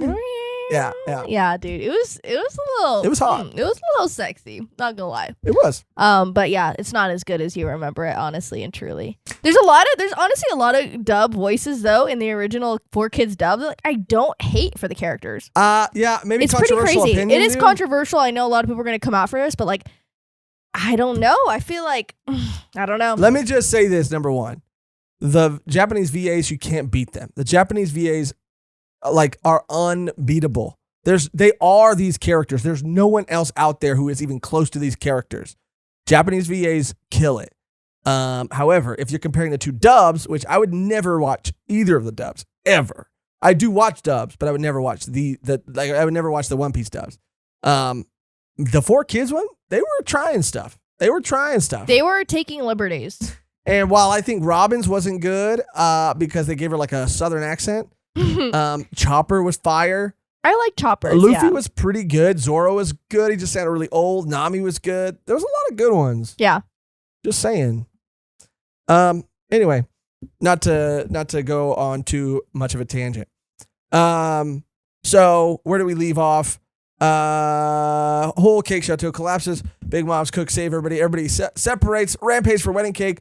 Pudding shows up to make a plan, and the Straw Hats are on the run, and they run into King Balm again, and they take him away from his girl. His fiancé. I love that pun. I love that too. Yeah. His fiancé. Perfect. King Balm helps him escape. Nami talks about how she split the Vivier card into 2 little pieces, and that's how she's able to still like get him to help them. Mm-hmm. He's helping them run for Big Mom, and King Balm gets a hole like blasted through his side. Yeah. This was crazy. As most One Piece characters do. Yeah, I mean, it was pretty crazy. I mean, I know he's a tree, but still, dude, I was like, this guy, he might not make it. I couldn't believe it. That was pretty good, dude. I thought you were barking up the wrong tree again. Okay. Right. Whatever. I don't need it. Anyway.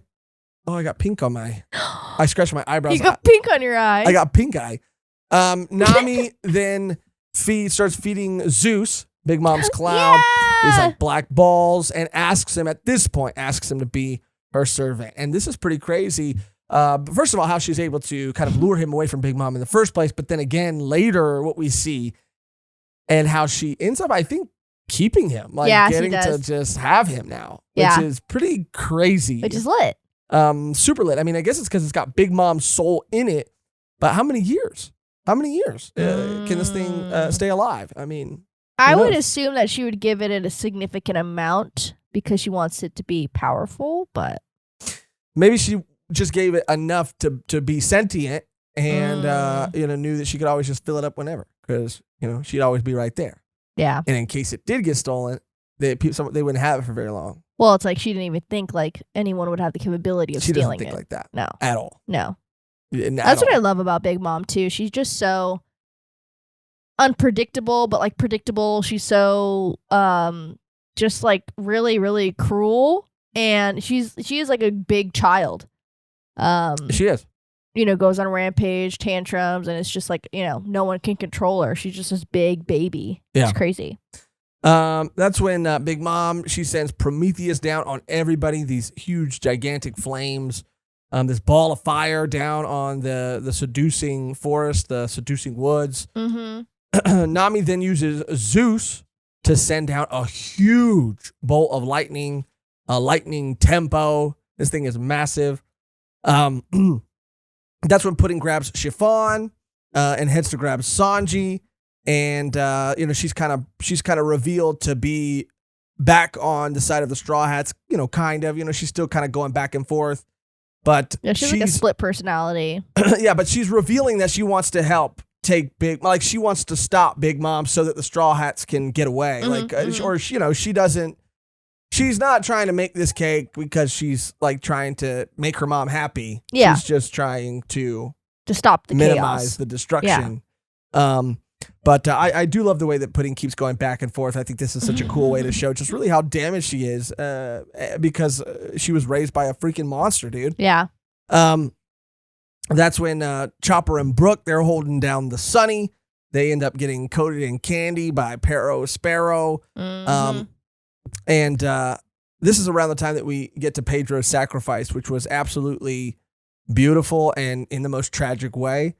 Pedro's been this character who's been, a really great part of Zoe but obviously more so Whole Cake Island. And even though this is a long arc with a lot of chapters, it is in the grand scheme of things such a small part of One Piece. But Pedro was really a part of the group, and it was like very seamless. I mean, seeing him and Brook together doing what they were doing, like they both seemed like they were older guys who just kind of like were on the same wavelength and just kind of got each other's vibe. And, he was someone who went through a lot, he lost his eye, he lost his comrade, like, yeah, but he literally had his lifespan taken away. Like he was 24. Yeah. Now he's like 70 something. Yeah. Crazy. And he fought and he kept fighting and he kept fighting and he kept fighting and he kept fighting because I think of Roger's, not last words, but maybe Roger's last words to him, which were like a young Pedro saying like, I want to come with you guys. And he's like, I don't have a lot of time left. Don't, stop, being so eager. Everybody has their moment. And this was really powerful because, I think that's why Pedro, despite everything that was happening to him over the course of all of these years, he was holding out for like this moment. Like this moment, he didn't know it at the time. He didn't know what that moment was going to be exactly, but he knew it when he was in it. He knew when he was going that he wasn't going to make it out. Like he went with the intention knowing that he wasn't going to survive. And even everyone's like, "Why are you back here? Like you realize like you're an idiot for coming back." And he's like, "Well, I know that I'm going to be, sacrifice myself pretty much." And he did because he knows. I mean, we see it again too. Like he says, "These are the people that we've been told for centuries are going to, change shit." I mean, he believes, just like the Kozuki clan and the Minks. Yeah, he tells Carrot that. He's like, these people are the people that we've been waiting for. Like, he truly believes that, like, the Straw Hats and Luffy have been, like, talked about in history, and, like, they are a part of this, like, grand scheme that's already been predicted that's going to happen. Yeah. And even down to why he called his pirate crew the Nox Pirates, because Nox, I guess it means night, but night to him is also synonymous with the moment before the dawn. Like this man, and again, everything that he stood for and everything he believed in and everything he fought for, and he was fighting again for this moment. And these people that he believes are the people that he's been told about for centuries. It was so powerful So powerful. But what made it more tragic, but also, I don't know, just like, I guess in the grand scheme of things, it might not be a death that, I don't know, maybe other fans of One Piece will look back on and say, like, might not hold the same weight as like a Bon Clay sacrifice, right? But what made this one, like, when Bon Clay made his sacrifice, it was when they were escaping and they could thank him for it. In that moment, they could mourn. At the time, they thought he died, and they could mourn that, and they could appreciate what he had just done. But with Pedro, like, they don't have time to mourn this man at all. They're like, we have to keep going. Yeah, Jinbe's like, let's go. You really gonna let all of his work go to waste right now? Yeah, he tells him to, you guys got to get it together, or else this sacrifice isn't going to mean jack shit. And he's trying to, and at first they all look at him like, Jinbe, you're heartless. And he's like, he says something to the effect of, like, I hear Pedro's voice, and he's telling us, like, onward. And, like, we have to do it. This man didn't just give his life for nothing. We have to do what this man would have wanted us to do. He believed in this shit. And you have to believe in him and his choice. Stays motivating. And that's why Jinbe, like, is so important on the crew. Like, he really and truly is so important, such an important member. They use a coup de burst to get out of there, and Luffy goes into the mirror world to fight Katakuri because Katakuri was back on the Sunny waiting for them. He sacrificed himself, Pedro did, to take out Perospero, but Perospero is alive and just has an arm missing, which was kind of just terrifying and sad. But I guess I didn't. I don't know. I guess I didn't expect. I guess I did expect it to take care of him, but to see that he came out of it with only an arm missing, and he's like, I could just make another one. I can make a candy arm. Yeah, it was like, it was like so heartbreaking because, not that Pedro's sacrifice wasn't to kill him; it was to give them a moment to escape. Yeah, but still, man, I wanted him to take that guy dead. Out. Yeah. It was just, it sent chills down my spine when Perospero came out. So that's when we cut to the baking of the cake, and Chiffon's father Pound lurking around the city. Let me in. This was probably again like a Senor Pink level of just like, I know, it's sad. So sad. Yeah. But we're not at that exact moment yet. Luffy tells the crew then to smash all the mirrors, and that's when we see Perospero, who's helping Big Mom, traverse the ocean on this like candy slug. They make a big wave, and Jinbe takes him into the green room. Woo! Yeah. That was lit. That was so sick, dude. Yeah. I was like, no. Cowabunga. Cowabunga. Yeah. I was like, tubular sponge, dude. Yeah. Dude, this is why Jinbe is, again, got to do the, when we're doing our like next ranking at the end of everything, Straw Hat ranking. I mean, Jinbe's got to be S tier, man. This guy, sometimes I even wonder, I sometimes I wonder, like, I get why he believes in Luffy. He really does. But I'm like, damn, like he is the one person. It makes sense why everybody else is like would follow Luffy, right? But I feel like he is the most like power, like equal in power. I mean, they're all powerful, but like Jinbe's just again been through so much and has so much life experience, has so much wisdom. Yeah, and he's a little bit. I mean, he's a little bit like an Uncle Iroh kind of character from Avatar: The Last Airbender when you really think about it. But maybe Jinbe, I don't know. They're both pretty sick, but like sometimes. Like when Luffy talks to Jinbe a certain way, I'm like, damn, Luffy, I don't know if you should be talking to Jinbe like that. Because he's like, I'm your captain. I was like, I was waiting to see how Jinbe was going to react. And Jinbe like, smiled. I was like, okay, cool. Damn. That could have been bad. That could have gone south, Luffy. Yeah. I really do love the green room thing. That was amazing.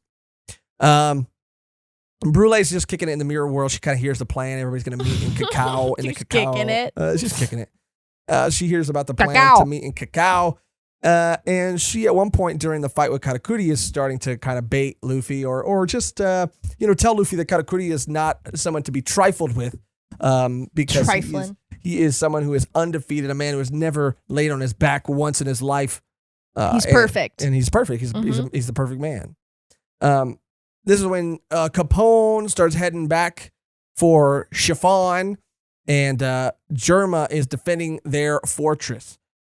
And Germa gives the Big Mom Pirates a call and pretends to be the person sent to take them out. The and brother. It's like, yeah, we wiped them all out. No problem. We wiped them all out. It's no problem. It's no problem. They all have accents. If they were all, if the 4 kids that would have made it there, he would have been like, hey, he would have been like, hey, I'm Judge Vinsmoke, and this is Germa 66. We're walking here.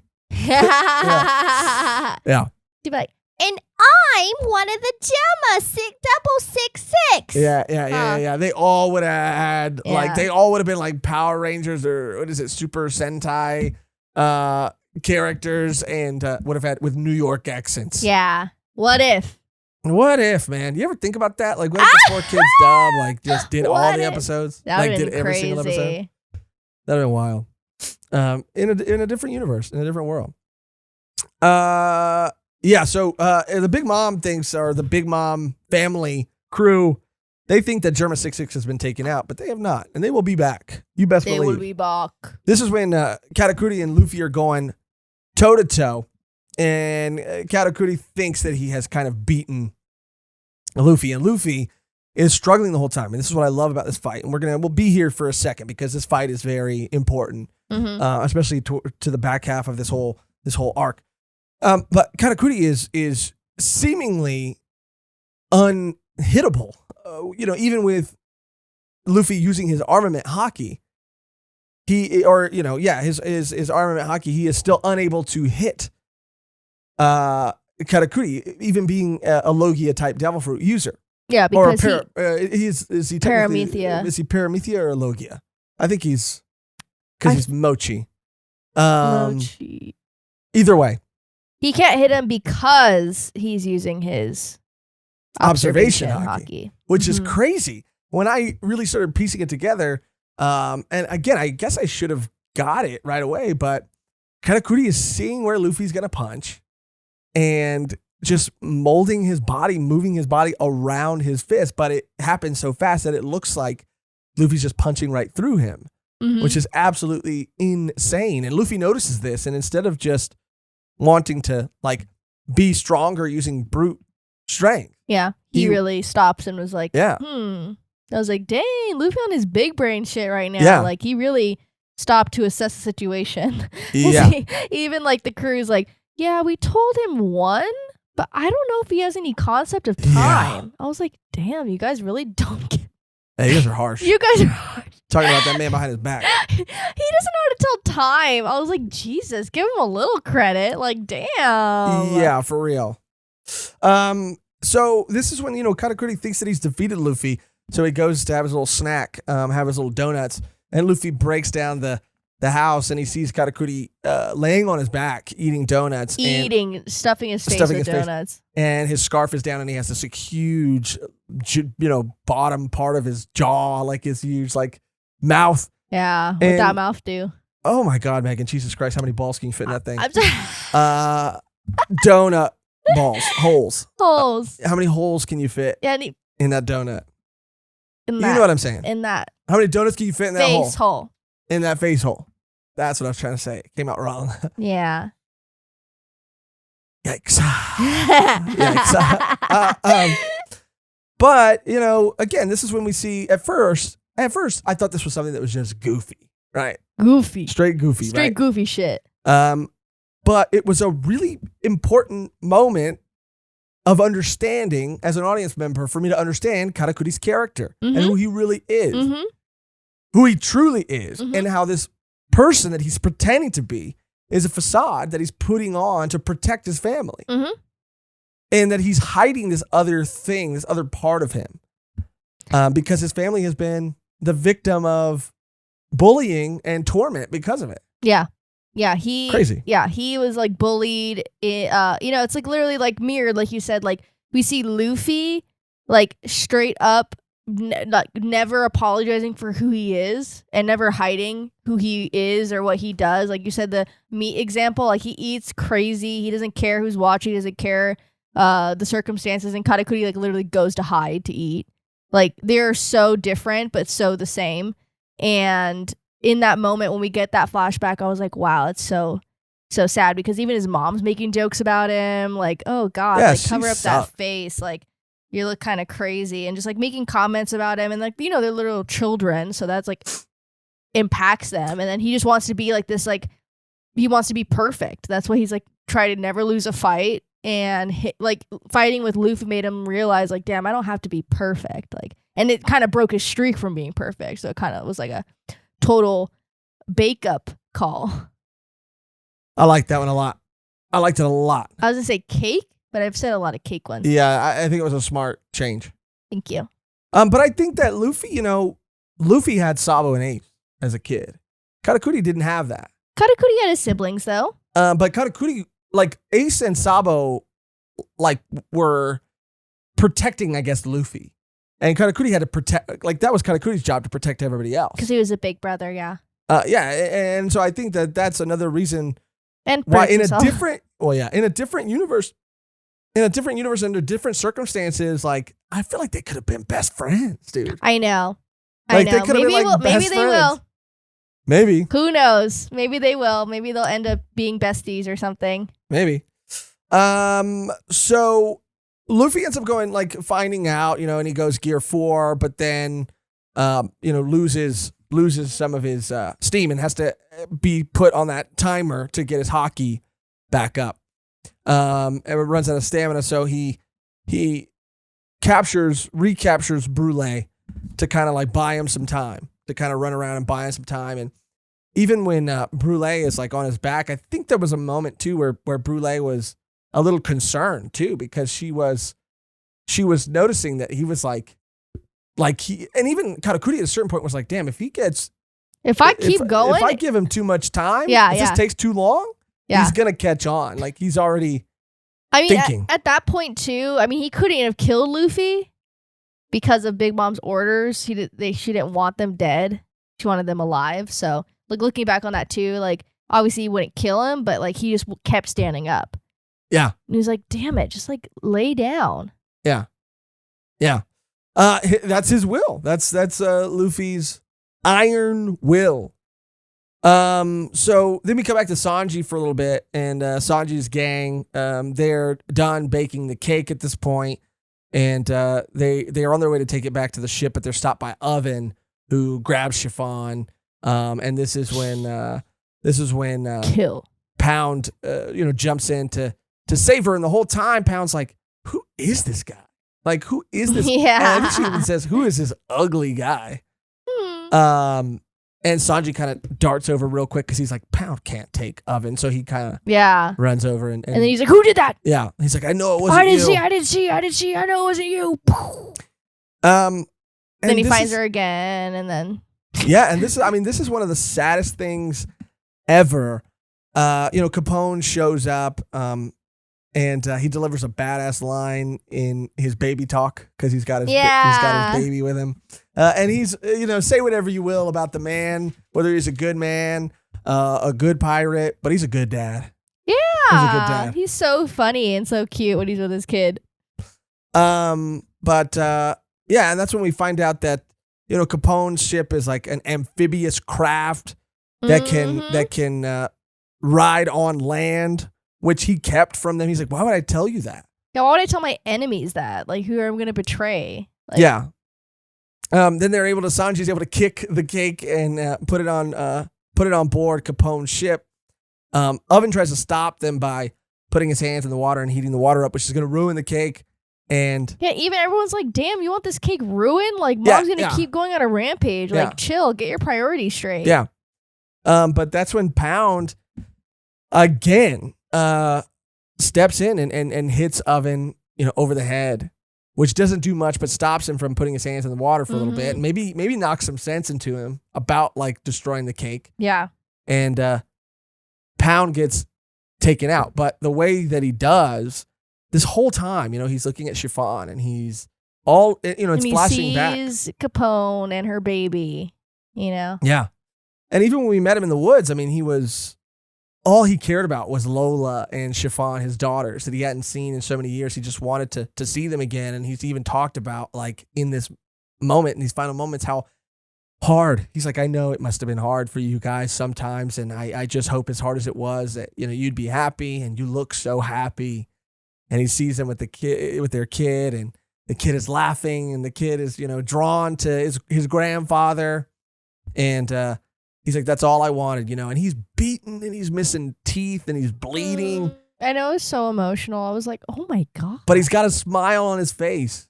And even Chiffon at the very end had no idea who this man was, had no idea why he was doing what he did, but he did not care. Like, he did not care. All he wanted was for his daughters to be happy, to get away. Mm-hmm. And, again, that panel where he's just smiling, like you said in the beginning of the episode, and he's straightening up his bow tie. I mean, this was... Bro, that hit me harder than Rebecca.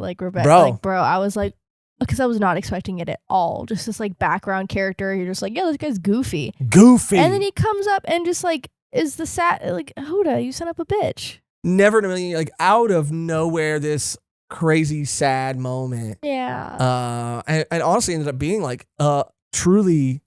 highlight moment for me. Mm-hmm. How tragic it all was, but how it didn't matter to him. Like he didn't even have the strength to be any sort of challenge to Oven, but he was going to do whatever he could do or had to do, even if it meant dying. And he would have happily done that for his daughter. And just to see what Big Mom took them away from, like, I know, actual love. Yeah, from these parents, from these people, and maybe not all of them, but in the case of Pound, like, robbed them of a parent's love, like a parent's, like, what love should be, just doing anything and everything for your child to just make them happy. Wow. I mean, this was it shouldn't be reversed. It's like your children shouldn't take it away from Big Mom. They shouldn't be doing everything and everything to make their parent happy. In this case, it's like the parents should be doing everything to make their children happy. Like, it's so reversed. Yeah. Crazy moment, man. Crazy moment. Then, meanwhile, the Sunny is surrounded, and Big Mom, she's losing weight. She's on that Jenny Craig. She's slim fast. She is losing weight. She really is slimming down very quickly. It's so hilarious. She looks good. They're like, damn, it's not good. Yeah. She's getting skinny. Oh my God, now she's starved. Yeah. And again, her and Luffy were starved. Her and Luffy were emaciated.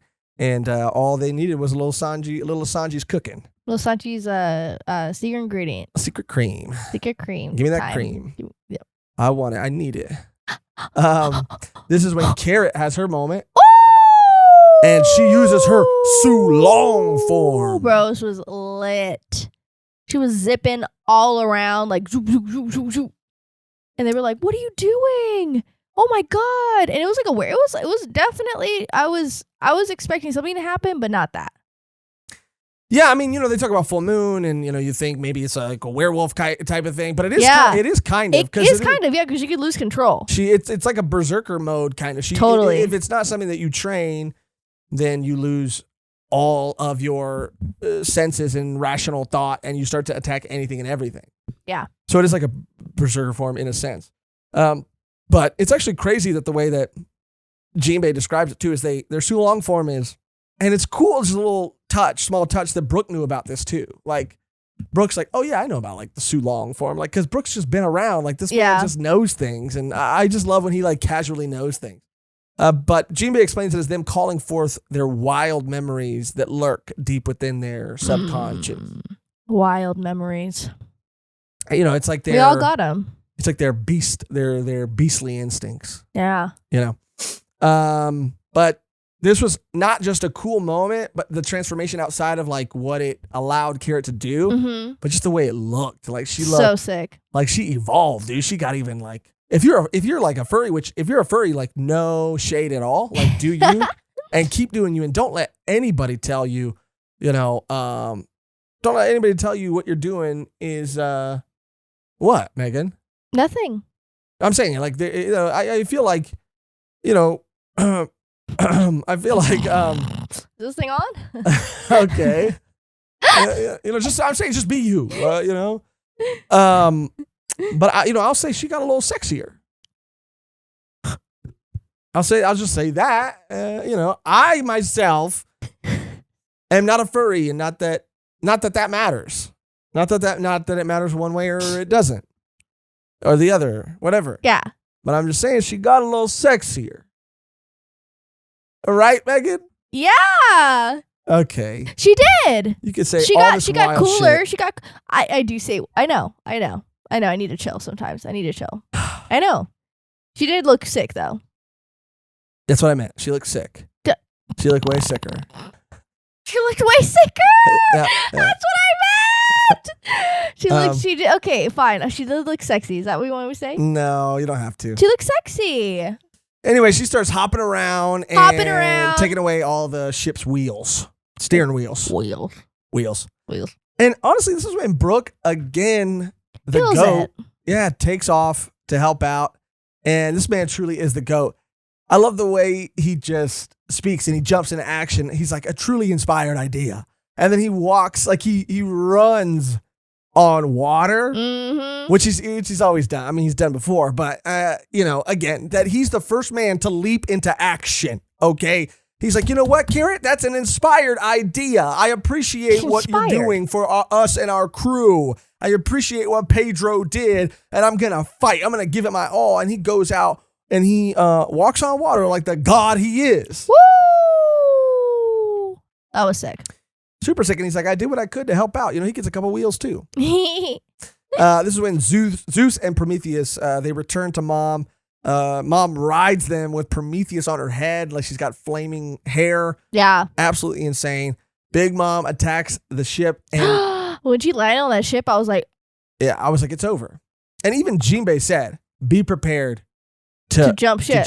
Yeah. And I was like, no. Yeah. The Sunny's going to get destroyed. But Jinbe held it down. I don't think anybody else. I love Chopper. I love Nami. I love everybody else on that ship. But if Jinbe wouldn't have been there, Frankie would have been pissed because the Sunny would have been fucking wrecked, dude. Yeah. Jinbe, more than it was. Jinbe defended that ship with everything he had, dude. And he put up a good fight. And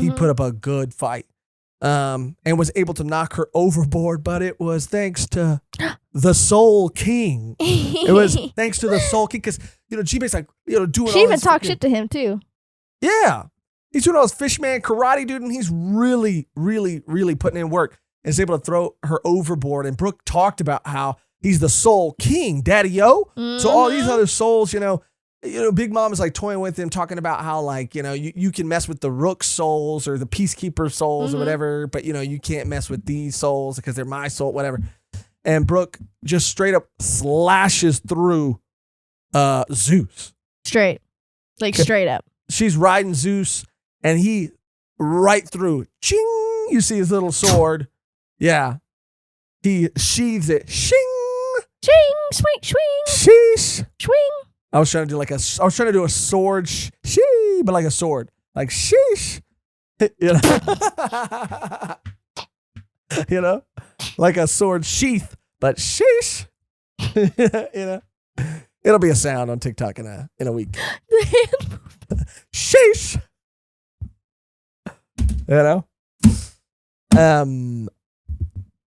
he's the Soul King, Daddy-O. Sheesh. Okay, last time. That was the last time. So he slashes through Zeus, and this is when Zeus discharges everything, and gets real small. He's got his discharge everywhere.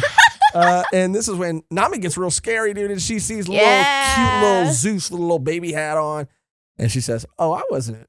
That's kind of funny, Zeus. I wasn't asking you to be my servant. You're either gonna be my servant or you're gonna die." And he's like. So, Sanji's like, can I get that? Yeah, can I get that? Can I get that? Jinbe's like, I'll be your servant. Yeah. And Jinbe's like, asking you. Yeah. You're just freaking sicko, dude. Yeah. Jinbe's going to keep that man in check. This is when Flampe. This is when this happens. Flampe. Oh my god. We're back to Luffy and Katakuri.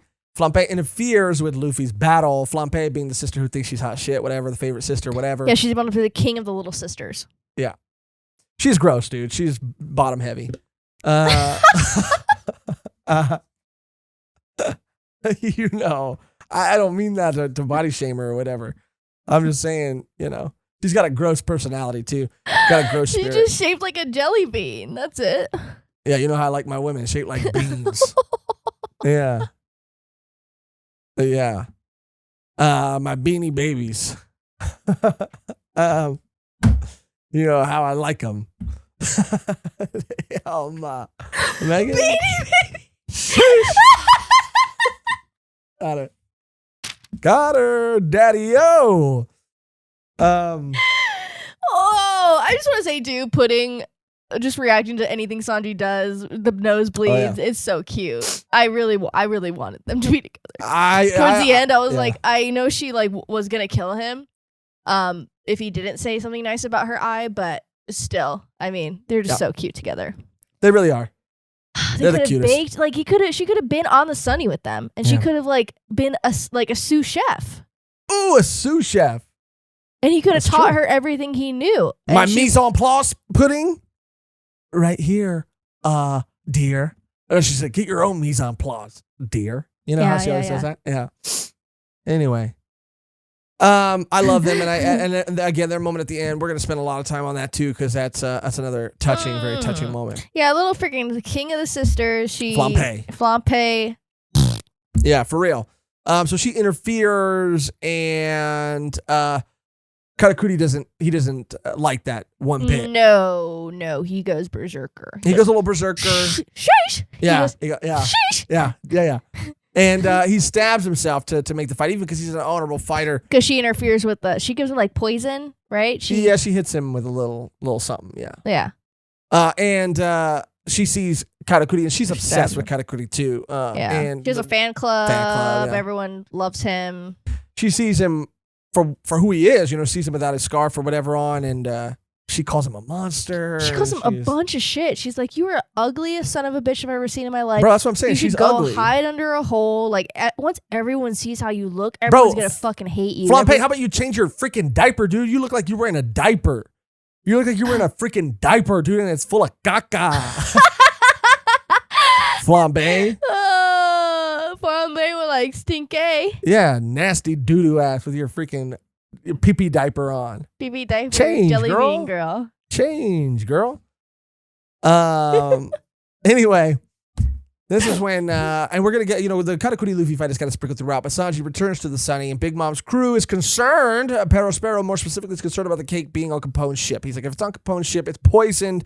Which, he's doing a Dexter situation, okay, if it's poison, then, it wouldn't really matter. Mom's going to eat it anyway, and we can't really do anything about it. But if it's not poison, he was just really going through it in that moment. He was trying to strategize. And that's what I'll say about the Big Mom Pirates. Their teamwork is phenomenal. They are, on it. Their, organization of who needs to go what, boom, boom, boom. They're all connected. And that's what I said about, the family dynamic. They're all just, in tune with each other. Some of them are kind of snitches and some of them lie. But I just feel the ones that are on it, and it's really cool to see, even though they are the enemy. Yeah, for sure. It's Emperor time. They're on their Emperor shit. So, and we'll catch back up towards the end of Luffy and Katakuri's fight, but this is when the fleet, Big Mom's fleet, breaks up. And Oven, just explains his plan on Cacao Island, how he's going to destroy all the mirrors and only going to have the one mirror, in the central kind of plaza square, whatever. And this is back to them not underestimating. Everybody there's isn't this overkill? Yeah. Really every mirror? Yeah. Even people are what about our valuable mirrors? He's throw them in the bottom of the ocean and we'll go get them later. We're not underestimating this man. So many people have underestimated this man, and look what has happened to them. We're not making that same mistake. Bet your fucking ass this guy is, I don't know what he does or how he does it, but he handles shit. So we need to be on our A game. And it's the first time we see people really take him super seriously. Of course, we talked about Luffy's flashback with his training with Ray Lee, Mm-hmm. and being especially tuned to the emotions of living things, and Luffy talking about his opponent's personalities and everything. Sanji has a cool line here where he says, "I'm going to save my captain," and this is where we see Luffy go Gear 4 Snake Man. Sick. Super sick, dude. Gum Black Mamba? Are you Bro. kidding me? Like, Luffy is the Black Mamba. R.I.P. Kobe and Luffy, the two Black Mambas. True. And then we got the other move, King Cobra. Damn. I haven't drank in years, dude. I've been sober for a long time, but when I heard King Cobra, them 40s used to be my nectar. Started making my mouth Cobra, water. really? King Cobra, yeah. Not like Mickey's. You don't I don't really Mickey's. like Mickey's that much, no. No. Too dark, huh? I don't know. I was a King Cobra guy for sure. Not Cobra Kai, Cobra guy. Cobra guy. Yeah. Yeah. That was me. You're like drink on. Drink on. And then I was like drink on. And yeah, there's no drink off. It was drink on. Until, sobriety, then it's like drink off. Drink off. Yeah, drink off. Drink off. Yeah. Off. yeah. Off forever. Off. But Herbs. also, herbs. But also, seriously, this form of Gear 4 was really cool to see. I mean, yeah, Luffy's like, I see what's going on here. It's not only that your devil fruit is powerful. That's not, your devil fruit isn't that, it's you that you're using this. Yeah. That's why you're so powerful. And Katakuri's like, he figured shit. Yeah. Shit. But I mean, just the way that you can use now his abilities that he's always used. And again, this isn't, he's fighting against another devil fruit user who has awakened their devil fruit abilities. Yes. They are an awakened devil fruit user. Yes. And Luffy is really tapping into and wanting to hone his observation hockey. And Ray Lee in that flashback even told him, like, I can only teach you so much in 2 years on an island. 2 years. He's like, the only way to sharpen your hockey is by going into battles that where your opponent is strong and probably stronger than you are. Yeah. And you're going to have to learn in those battles is when it's going to matter the most. So we really see him like learning and wanting to learn. And this Snake Man where he can just quickly change the direction of his arms is like incredibly, incredibly cool. Incredibly cool. And he's like, yeah. Like sick. And that one panel too, by the way, I don't know when it was, whatever. But when Luffy's kind of got like that knot on his eye, yeah, and his eyes are closed and his hair's kind of up. I was like, oh my god, like Luffy's going like Super Saiyan or something, bro, dude. for real. Like this was crazy. Gear 4 Snake Man, another highlight. This is when we cut back to the reporter, your guy, I guess, Morgan's the bird. Talking about things with Stussy, I believe was her name, the CP0 agent, and he's kind of talking about like, damn, they might do this, like this might be a crazy story. And the Big Mom Pirates are like, don't count us out yet, dude. No one's ever beat us yet. And he's like, okay, for sure. There's a first time for everything. I love that line from Sanji too, because they're like, Katakuri's never lost in a fight, and he's like, well, he's going against Luffy, so I mean, they fought for a long time. A long time. Dude, like so long. But he's able to, Stussy, I guess, and Morgans are able to kind of like sneak away. And this is, I think, going to have huge ramifications for what we see coming up in the Reverie. But this is Luffy and Katakuri's final moments, right? And, Luffy is able to, just like I said, they're going back and forth. And Luffy has never gotten his ass beat, I don't think, as like this much. Like, he takes a punch, dude. He can take a punch. That's one thing about Luffy. Like he can just keep taking punches and getting back up thanks to his grandpappy Garpy. Yeah, he'll never stop getting back up. Like he'll never stop getting back up. And that's, again, one of his strong suits. But in this fight too, it kind of did remind me a little bit of, the first time Luffy fought Crocodile, where you're just thinking like he kept coming back. He kept coming back. He kept coming back. He bounces back. He really does, man. I mean, this fight, I mean, he was getting wrecked the entire time. Even when he went Gear 4 Snake Man, I mean, he was getting in hits. I think he was barely getting in hits at that time on Katakuri. Yeah. Katakuri had been putting in work on his face and on his body for hours. And again, like he kept getting back up, kept getting back up, kept honing that observation hockey, and was able to deliver a finishing blow. And again, how it cuts to Luffy being the first one to pass out. I was like, damn, he didn't do it. Like I was like, damn. I really believed, because just how it was looking, it was like, bro. the whole time how it was looking. Yeah. But then moments later, Katakuri falls, and you're like, God damn, and they're both passed out.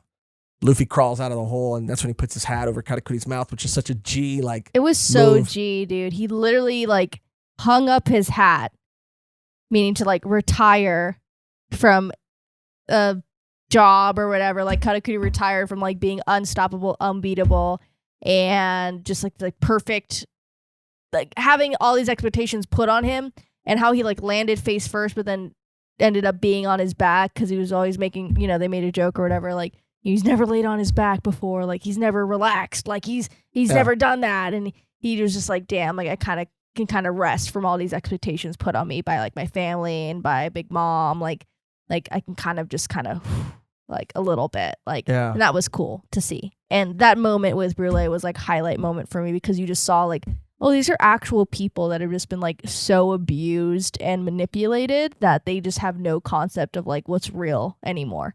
Like it was just like, oh, I feel so bad for them.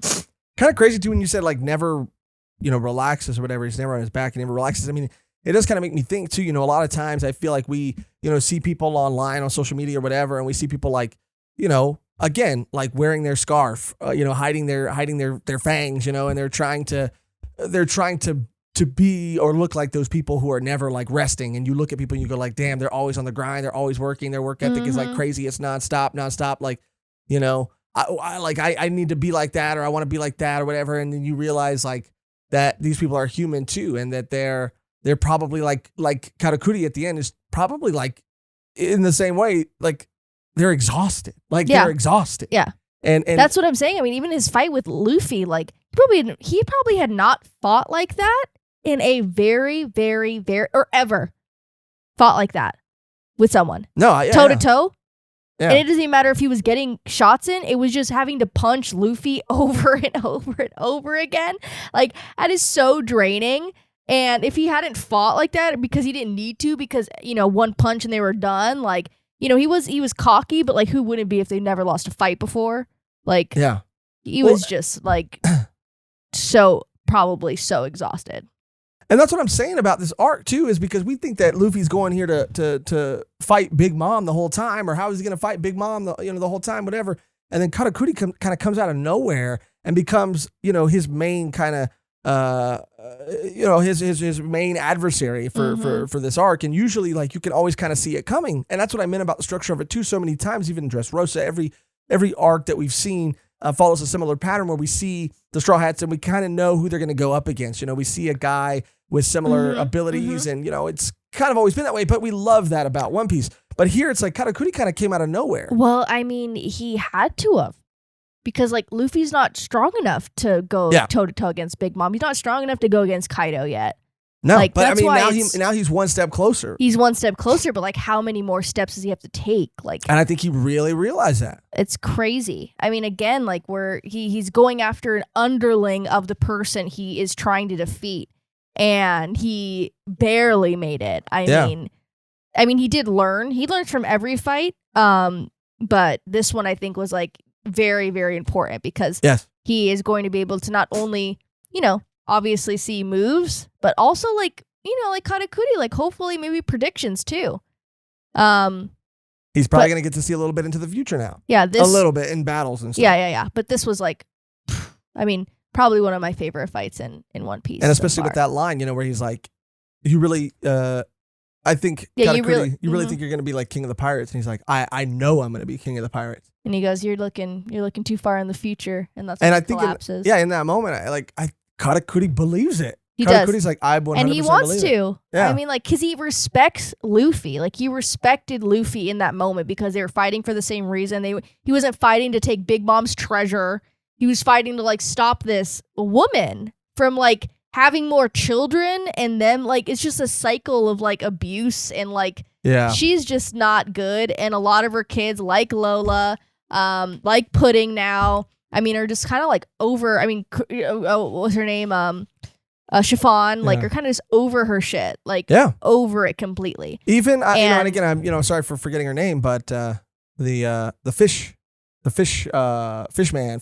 Oh, dang it! I love her too. Yeah, she's over it too. She's over all of them, and it's like so funny. Like, again, the theme was family. It's like you're born into a family by blood, but like you can choose whoever your family is. Like with the Straw Hats, like their family versus like the Big Mom, like they're basic. They are blood related, but they could go out, and Chiffon says it too. Like I was thinking this is my family, but then I met Beji. Yeah.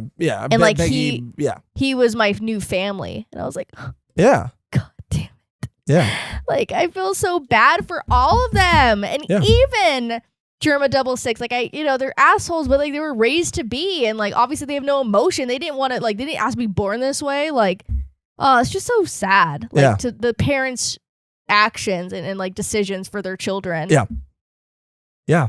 This was an incredible moment and an incredible part of this arc. After Peckham's, after watching the anime, is how they say Peckham's comes in to save Luffy, funny. And he goes Sulong. We get to see Peckham's Sulong form. It kind of like it didn't get as much like focus as I wanted it to get, but we got to see it, which was awesome. And that's when Sanji kind of comes in because they come out of the mirror. They come out strong, dude. And that's when Sanji jumps in to save Luffy and is having a hard time, but is saved by all of Germa. Germa jumps in to save him, and Luffy and Sanji are able to return to the ship. But I mean, this is like obstacle after obstacle after obstacle for them getting out of that mirror world. And at first, too, it's so, again, it's very sad that when Luffy and Sanji first get on the ship, in the moment, there's a moment where Sanji's like, where is everybody? Where's Carrot and where's Pedro? And Brook's like, they're both in the, room, just like kind of recovering. Like even Brook in that moment is like, it's not the time to tell him right now. Which was, again, just a really sad, brief moment. Oh, they're when they hug Sanji, like Nami hugs Sanji. Yeah. It was like, oh, that's so cute. That's of course when we get that moment from Judge after everything where he asks Luffy what Sanji really means to him. Why? And Luffy's like, that's funny, dude. That random guy's just like listing all your goofy ass is just listing off all your best qualities. That's kind of weird, a weird thing to do. This is why he is my captain. This is why I love this man with all my heart, my whole heart. That's when Watatsumi shows up and the Sun Pirates show up to help out because, again, we got Smoothie, we got, just so many of Big Mom's kids. Oven, all of them are still fighting. Pero Sparrow is still in the mix, I think, at this point, right? Yeah, and Big Mama is almost about to eat the cake. She has not gotten her cake yet. Yeah. And they're still going after the Straw Hats. And they're like completely covered from all sides. Like, yes, the genie guy, there's so many of them. And so Watatsumi and the Sun Pirates show up. And of course, everybody's kind of been wondering why the transmission or the correspondence or the tracking snails haven't been working. But of course, it's been the Sun Pirates all along. And they were like, she was like singing to them. Oh yeah, and she was like, "You guys are on vacation." I was like, "That's so cute." And they're there in typical One Piece fashion. They're there to see off their captain. And this was a pretty cool moment because everybody, as they join the Straw Hat crew, has that moment where all of their loved ones kind of see them off. And this felt like Jinbe's moment, but Jinbe jumps back in to help them at the very end. But that's just because of the way this arc ends. Every other arc ends with them winning, but they didn't win here. They escaped. They survived. I mean, literally survived. Yeah, they didn't win. They survived. Yeah.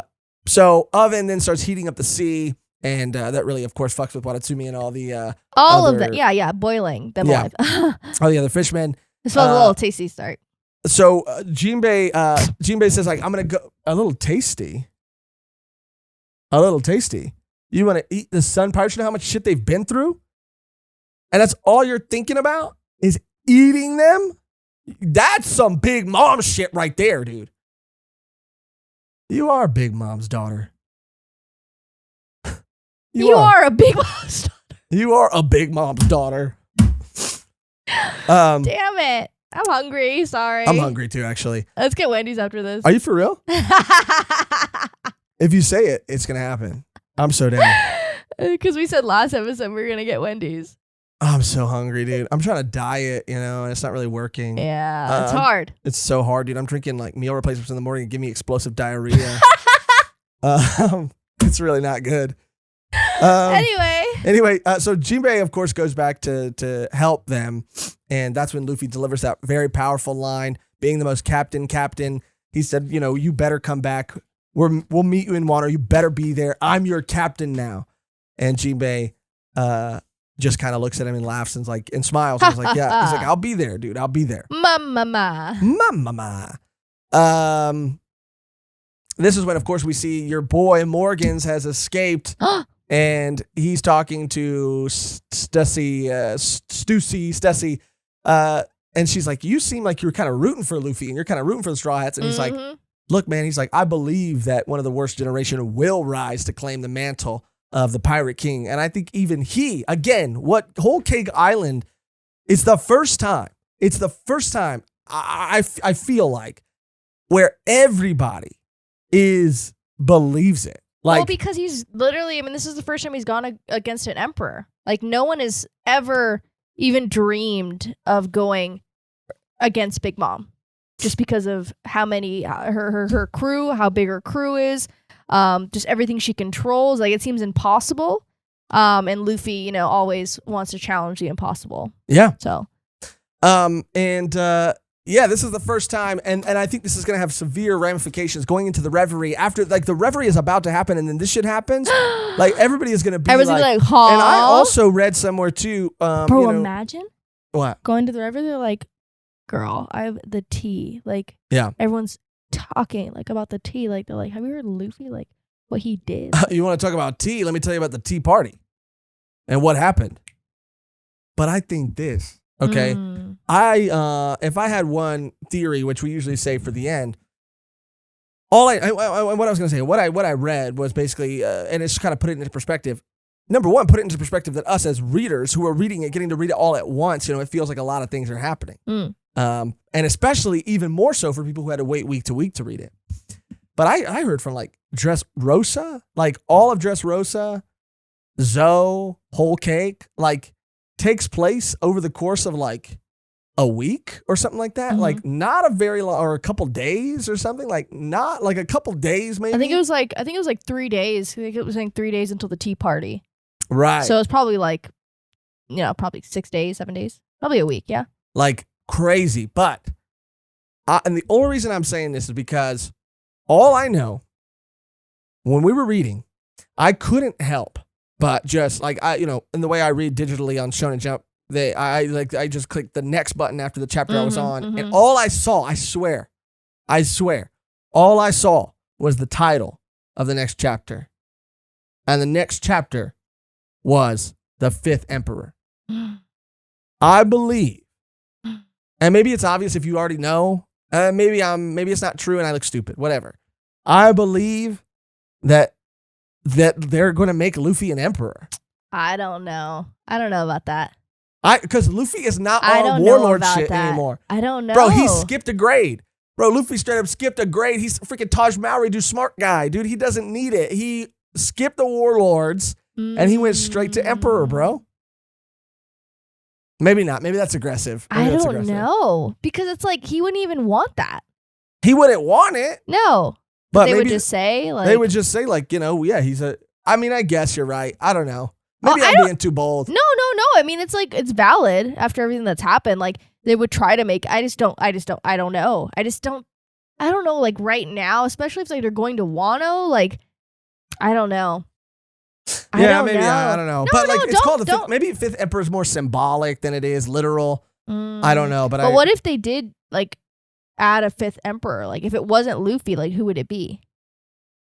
That's what I'm saying. I think they're there to talk about adding one. Or? Well, no. I don't think they're there to talk about adding one, but I think that they're there and it's gonna come up because literally everybody who saw go there, they're gonna have to bring up Luffy. There's no way. Everybody's gonna bring up Luffy. Everybody there is gonna bring up Luffy. Everybody. Yeah.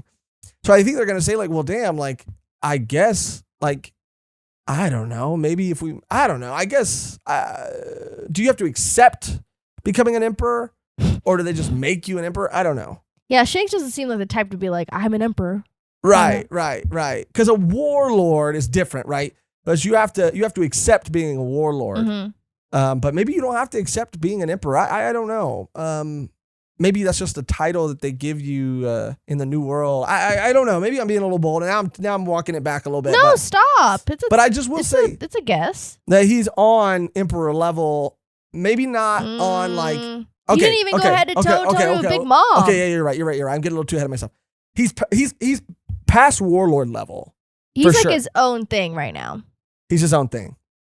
He's always been his own thing. Yeah. Yeah, but he's like. He's past warlord level. I'll say that. Like he's past warlord level, maybe not quite emperor level, but maybe after this fight with Katakuri, who knows? I mean, after this fight, who knows what his potential is. We're at the home stretch, guys. We're almost done. This is when we finally get our putting Sanji goodbye moment. Which another scene in the anime that was incredibly well done and really heightened all the emotions and made Mehgan tear up. It was super sad. I mean, the music, like all of it, like, you know, she's just like looking back on the memories of her and him together. And it was just so sad. Like I just feel like she's so trapped. And like that kind of made her realize like, damn, I haven't been doing like the good. Like I've only been trying to get my mom's approval. Like that's what this has all been. Like, I haven't really liked doing this shit. I just liked it because she was telling me to do it and like I was getting praised for it.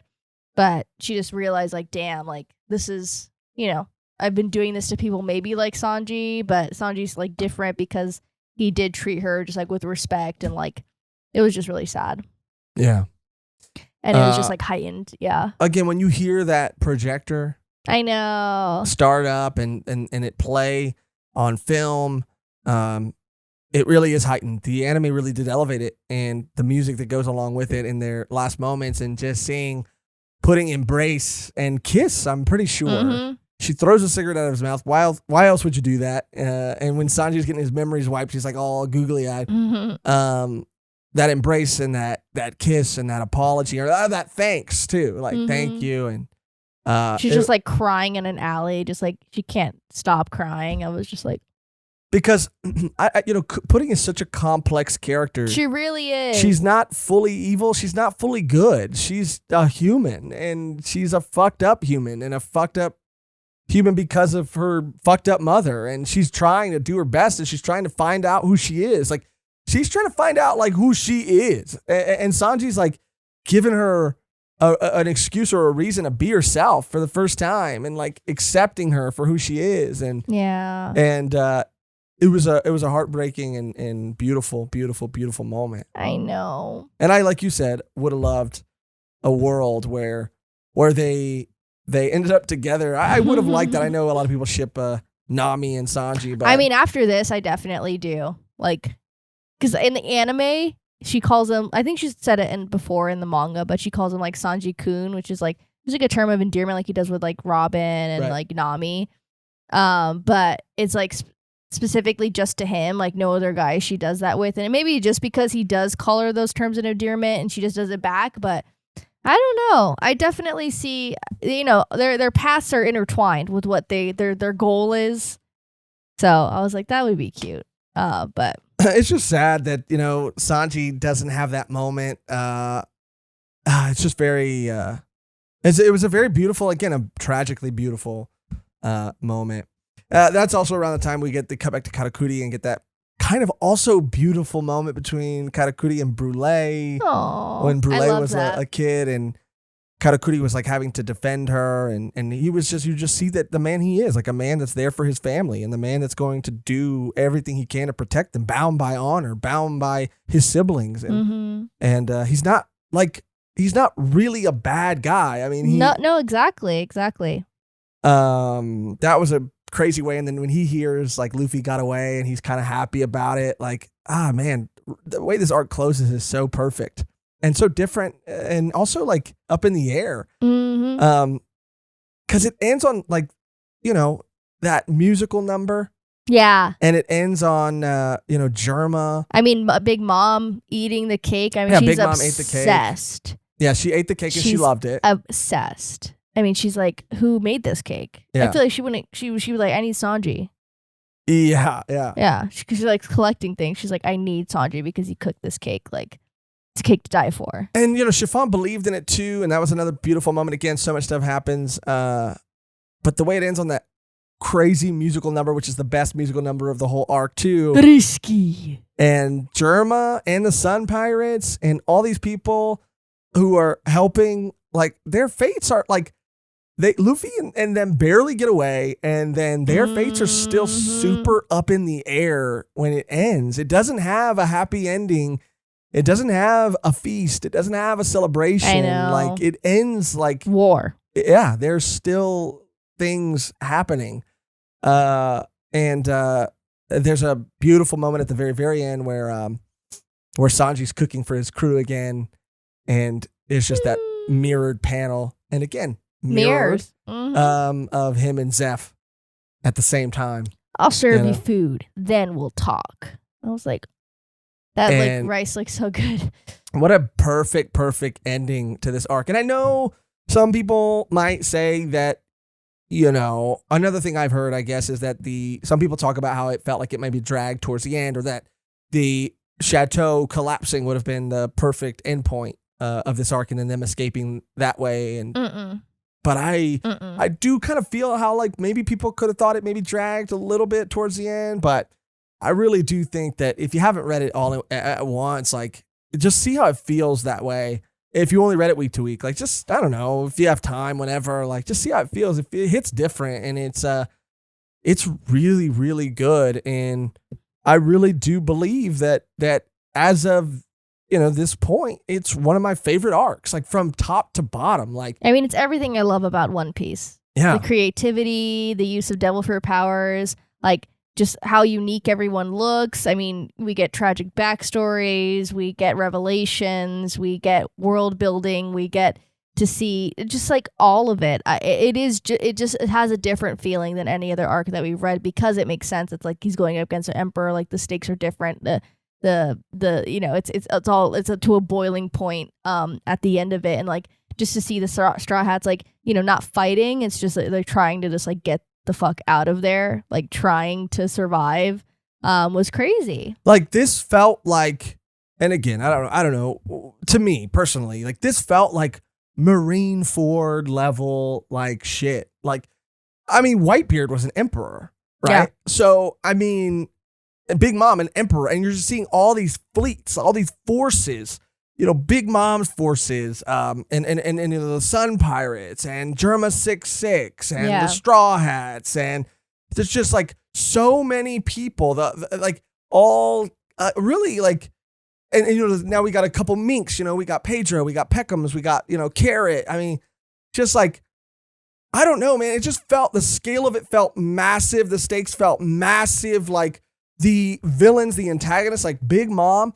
Like, that's what I love about it too. Like, really, you got Big Mom, Carrot, and Big Mom, Katakuri, and Pudding. And they all felt so different, so threatening in their own separate way. Like, even Pudding felt very threatening at a certain point. And of course, Big Mom, and of course, Katakuri, but for, again, very different reasons. And her psyche, and how, like, stunted and warped, and like, she's just like you said so many times, Mehgan, and I saw it in the second half a lot more. Like, she is just so stunted. Like, if a kid was just super powerful and never had to grow up, I mean, she thinks that this world that she's created is like this wonderland, but she's freaking psychotic, dude, and that's scary. Yeah, she is just like so detached from the world. That's why she's made her own world.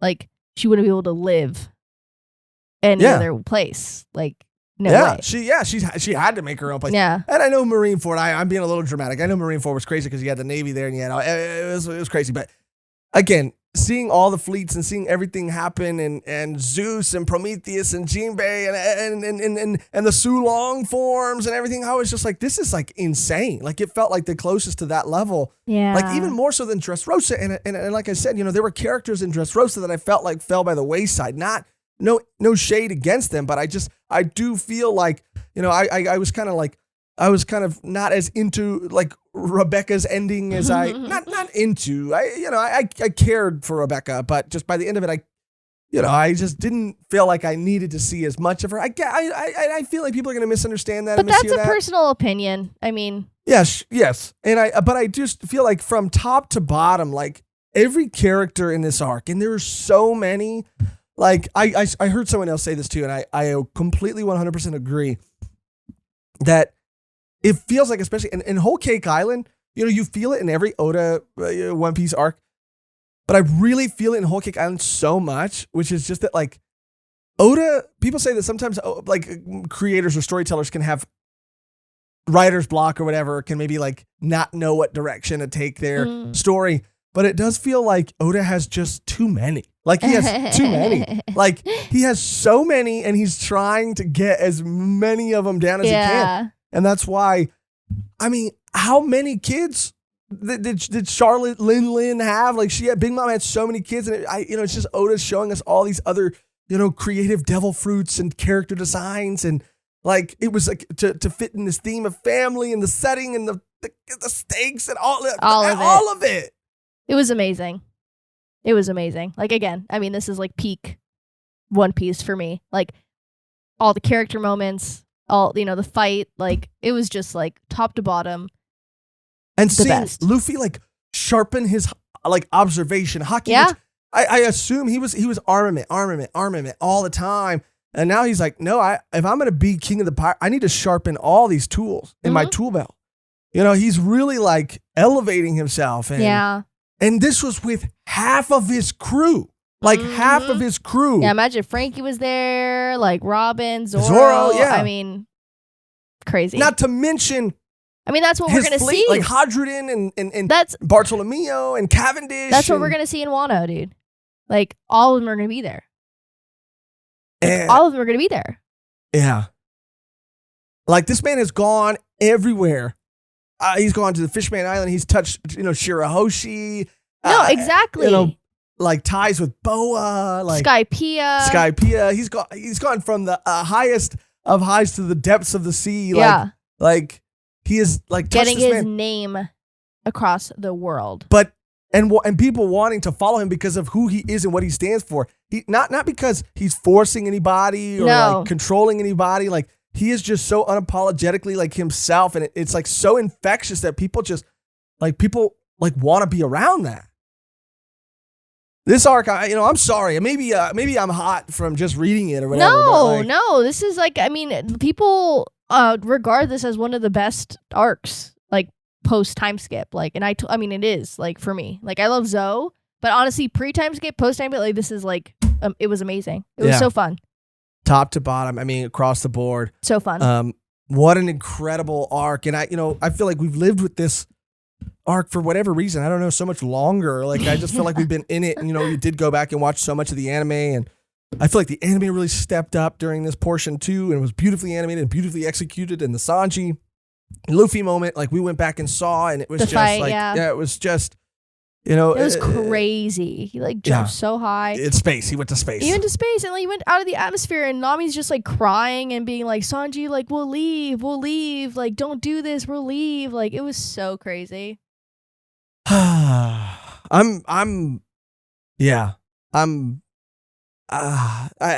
can't even articulate anything anymore. I mean, this arc blew me away, exceeded every expectation, and I didn't have any going into it. I mean, the only thing it had to live up to was everything else it had already done, everything else amazing it had already done. I mean, One Piece, I said it in the last episode, I said it, jokingly, but I was also serious. I was hamming it up. I was hamming up being combative against everybody who says that I constantly mispronounce things. But what I was saying was true, which is just that, like, this series has become one of my absolute favorite series. And I feel now, like, even though we still have Wano to go and Reverie to go, like, I feel like I can say that confidently now that I've read enough of this series to say that, like, I just love that everything this series does. I love that everything this series stands for. I love that everything this series has to say.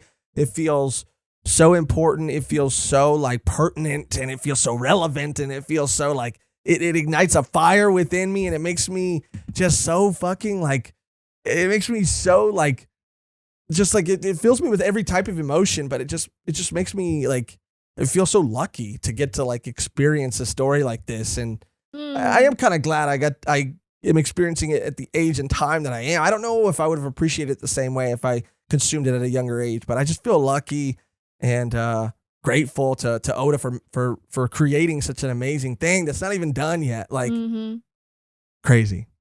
Anyway, anything else you want to say, Mehgan? I'm sorry for going on a little rant there. No. I mean, I pretty much said all I needed to say, and it is just like, again, so crazy that we're here now, and we're going into Wano, and this is, I mean, Reverie, and then we're in. Yeah. Well, we know a lot of stuff happens in the Reverie. So people have, when we put out our first like list, how we were planning on tackling it, people were like, you got to do a separate episode for Reverie. So we're going to do a separate episode for Reverie, but still, because even though I'm sure a lot's going to happen, it still only is 6 episodes. We're going to have Nolan the Liar back on from some of our previous episodes. If you don't know, check out the episodes with Nolan, aka Megan's cousin. Great guy, super knowledgeable guy, One Piece fan for life. This guy is a real one. And we're going to have him back on to talk about everything. And we're planning on watching Stampede and talking about Stampede too. So that'll be fun, and I'm really excited for that. And then after that is Wano month, baby, and we're putting everything into Wano month. We are going to try our absolute hardest, and these episodes, we both really appreciate, all the comments we got on the last episode. Yeah, and again, I mean, thank you so much for all of the wish list items that we put in. This is it again. Everything that I'm wearing is from the wish list. And we will be sending out like thank yous to everyone who sent us stuff towards the like after everything. But thank you guys like so much. Like we really do appreciate it. I think the way we'll have to do it is like we'll probably thank them all in an episode and like put all their names and stuff up like that. Yeah. Because we don't have their address to send them like a handwritten thank you letter. I wish we could. Yeah, we don't, but we'll figure something out. No, yeah, but I think like really taking the time to gather all the names together and really give them the respect and the love that they deserve, because they respected and loved us enough to do everything that help put together everything you're seeing here out of the kindness of their damn heart.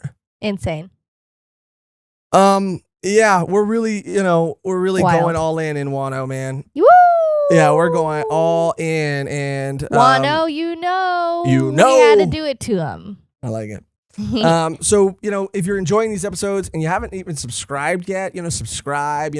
Subscribe. Leave some comments. Join the Patreon, YouTube membership. All that stuff, because we're putting our whole what's into Wano month, and hopefully you can feel that we're trying to put as much into every Dino Piece episode that we do. But that just comes from a deep love and appreciation of this series. And speaking of Patreon and YouTube members, Mehgan, we should probably thank our wonderful, our beautiful, our amazing, page, our tasty, our tasty, our strong. I feel like I always say strong. Our delicious, our smart.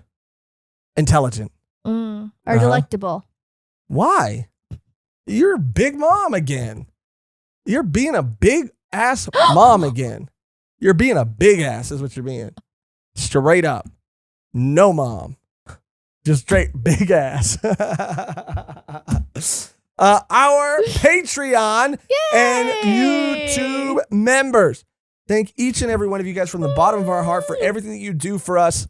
It is because of you that we're able to do everything that we do on this channel, for this show, for anything and everything we do. I am trying to hammer this home every episode and give you guys a heartfelt message, a message from the heart every time we do this, because you deserve that. We wouldn't be able to do this stuff. We wouldn't be able to put together this cosplay that Megan's fixing. Thank you so much, Mehgan, for helping me out, because I'm losing it over here. Thank you for keeping me looking sharp. Thank you guys for everything that you do, the cosplays, the equipment, the time that it takes to read, the time that it takes to prepare. Everything that you guys do gives us the freedom, the financial freedom, the freedom, the time to do everything that we do. And we hope you can feel our appreciation and our love. Like, it blows our minds. Like, that we've been able to connect with so many of you people, of your beautiful humans, and that we like have my tattoos are sticking to my arm, and that we have the relationship that we have with our community. Like we feel so lucky. Like we feel so absolutely lucky to have each and every one of you be a part of our community and to take it a step further and to become a Patreon, a YouTube member. Man, I fucking love you guys. We love you guys Mehgan so much. Fucking loves you guys. Tell I Mehgan. do. I really do. We appreciate you guys so much. Like, it's insane to us that we are like just able to have such an amazing community with such like great people, and we do these community lives. If you guys ever want to show up on a community live or just like hang out, like we love those because we get to talk to everyone, and it just seems like such a like fun thing to do because we love you guys. And we love you, and we love you no matter how you choose to support. Yeah, and again, I just want to say thank you again from the bottom of our heart for our Patreon and YouTube members. It's insane. And Mehgan's going to tell you in a second all the other ways that you can show your support. But if you want to become a Patreon or YouTube member, all you got to do is go to patreon.com/volume1pod or click join on this video somewhere next to the subscribe button and become a YouTube member. It means a lot. I know, for me, I try to think about, my philosophy, I guess, as I've gotten older and stuff has changed. And, I just I don't know why, I'm feeling called, I'm feeling just drawn to say this right now. But it really helps. Like, I know sometimes, we hear it from so many people and it becomes a spiel. And that's why we try to do something different every time, because it's not something that we just say to say or do to do. We do this because we love this. We say this because we love you, and you guys mean so much to us. And so I know sometimes it might feel like something that everybody else is saying, but we really appreciate it. And it really means so much to us, your support. So if you want to do that, and if you can't, don't worry. Please don't worry. But if you can, we really appreciate it, and it means the world to us. And you get early access to all of our video and audio, all of our content. You get early access to all of our content. And you also get access to our exclusive bonus Patreon podcast, Volume 1 Extra, where we talk about anime and manga, but we talk about everything outside of that as well. Movies, TV shows, behind the scenes stuff, anything and everything that we're watching. And you get all of those things at our lowest tier. If you join the YouTube membership program, you get some cool emotes that you can use in the community lives like Mehgan was talking about, or you can use them in the comments down below as well. There's all kinds of perks, whether you join on Patreon or whether you join on YouTube. But like I said, they're all available at our lowest tier, patreon.com/volume1pod to become a Patreon member. Click join on this video somewhere next to the subscribe button to become a YouTube member. And like I said, if you're not at a place in your life right now where you can support, or you just flat out don't want to, there are so many other ways that you can show your support that mean, and I promise you, mean just as much to us, that you can do for absolutely free, that Mehgan will tell you all about right now. Hit him with it, Mehgan. Hit him with it. Hit him with it. Yes. If you don't have any cookies in your cookie jar to spare. Sounds a little sexual, but okay. Go ahead. Sorry. This is your time. If you have no more berries to spare, don't worry about it at all. You can support us different ways by liking, subscribing, and also commenting on any one of our videos. You can comment on any one of our videos and become a part of the algorithm gang coined by Volume 1. Become a gang affiliated with Volume 1 today. You can do that at any one of our videos. Like I said, on our One Piece videos, you can comment anything you want, a comment, a comma, an emoji, or your thoughts on the arc, or whatever we said wrong that acts as a comment. And it helps us out. It really does. It acts as a free tip to us in our channel, and it does help our videos spread far and wide and help our algorithm, that little greedy, hungry thing. That little greedy, hungry thing. Yeah, the algorithm. Yeah, it really is. But it helps us out so much, and you can do that all for free. And join our Discord, and we'll have all the links below. Our Discord is poppin', so sick, such great people in there. Our social medias, Instagram, Twitter, we stay daily on those. So if you want to check out some cool stuff that we post and or stay updated on future episodes, like definitely join those. Hell yeah. Everything that Mehgan said, definitely, even like sharing everything. Yeah. Even if you're just here watching at the very end, view duration helps so much too. And if you're listening on any audio platforms, leave us a little review on there if you can. But anything and everything helps so much. It just helps our channel grow. Again, longer form videos, long form discussions, like aren't always, they don't always do the best on YouTube. So all of these things that Mehgan said, like really do help. That's really how they help. They, get us out in front of more people and, just helps our community grow. And, we just get our family, gets to become bigger and bigger. Yeah. I like that. Yeah. But that's going to do it for another Done Piece episode. Whole Cake Island is done. Dunzo. Gagunk. But we got a lot of One Piece left. Not a lot, but we still got a good amount left. We got the Reverie coming up, and we got one a month. It's going to be a blast. And then we got a lot of other fun One Piece content planned after that. So you're going to want to stay tuned. Yay. That's going to do it, though, for this episode. The only thing left to do now is to get out of here on our outro that is always the same and never changes, which today, Mehgan, is... It could be wedding cakey. Okay, I like it. Or it could be Mama. She's a big mom. She's... Like a brick house, a big mom. She's a big mom. She's mighty big. And she's likes letting cake. it all hang out. She likes cake. That big ass mom. Cake. A wedding cake. She's got a lot of kids and she emotionally manipulates them. Big. A bitch ass mom. I mean, big ass mom. We can do that. We can do wedding cakey. Mama. Ha ha ha. Mama. Oh, we could do what's the other one? What's the other thing she said? Risky. I like the one you said. The first one you said. She's a big mom. No, wedding. Wedding cakey. Wedding cakey. Okay, let's just sit for one more minute. Let's just really think. Wedding cakey. I guess that's the best one. Okay. Because there's just so much that happens. Yeah, and she says it a lot. Okay. All right. Thank you for watching.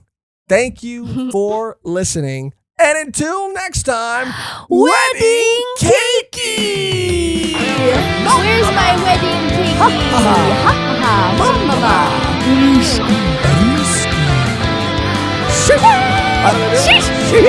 Sheesh.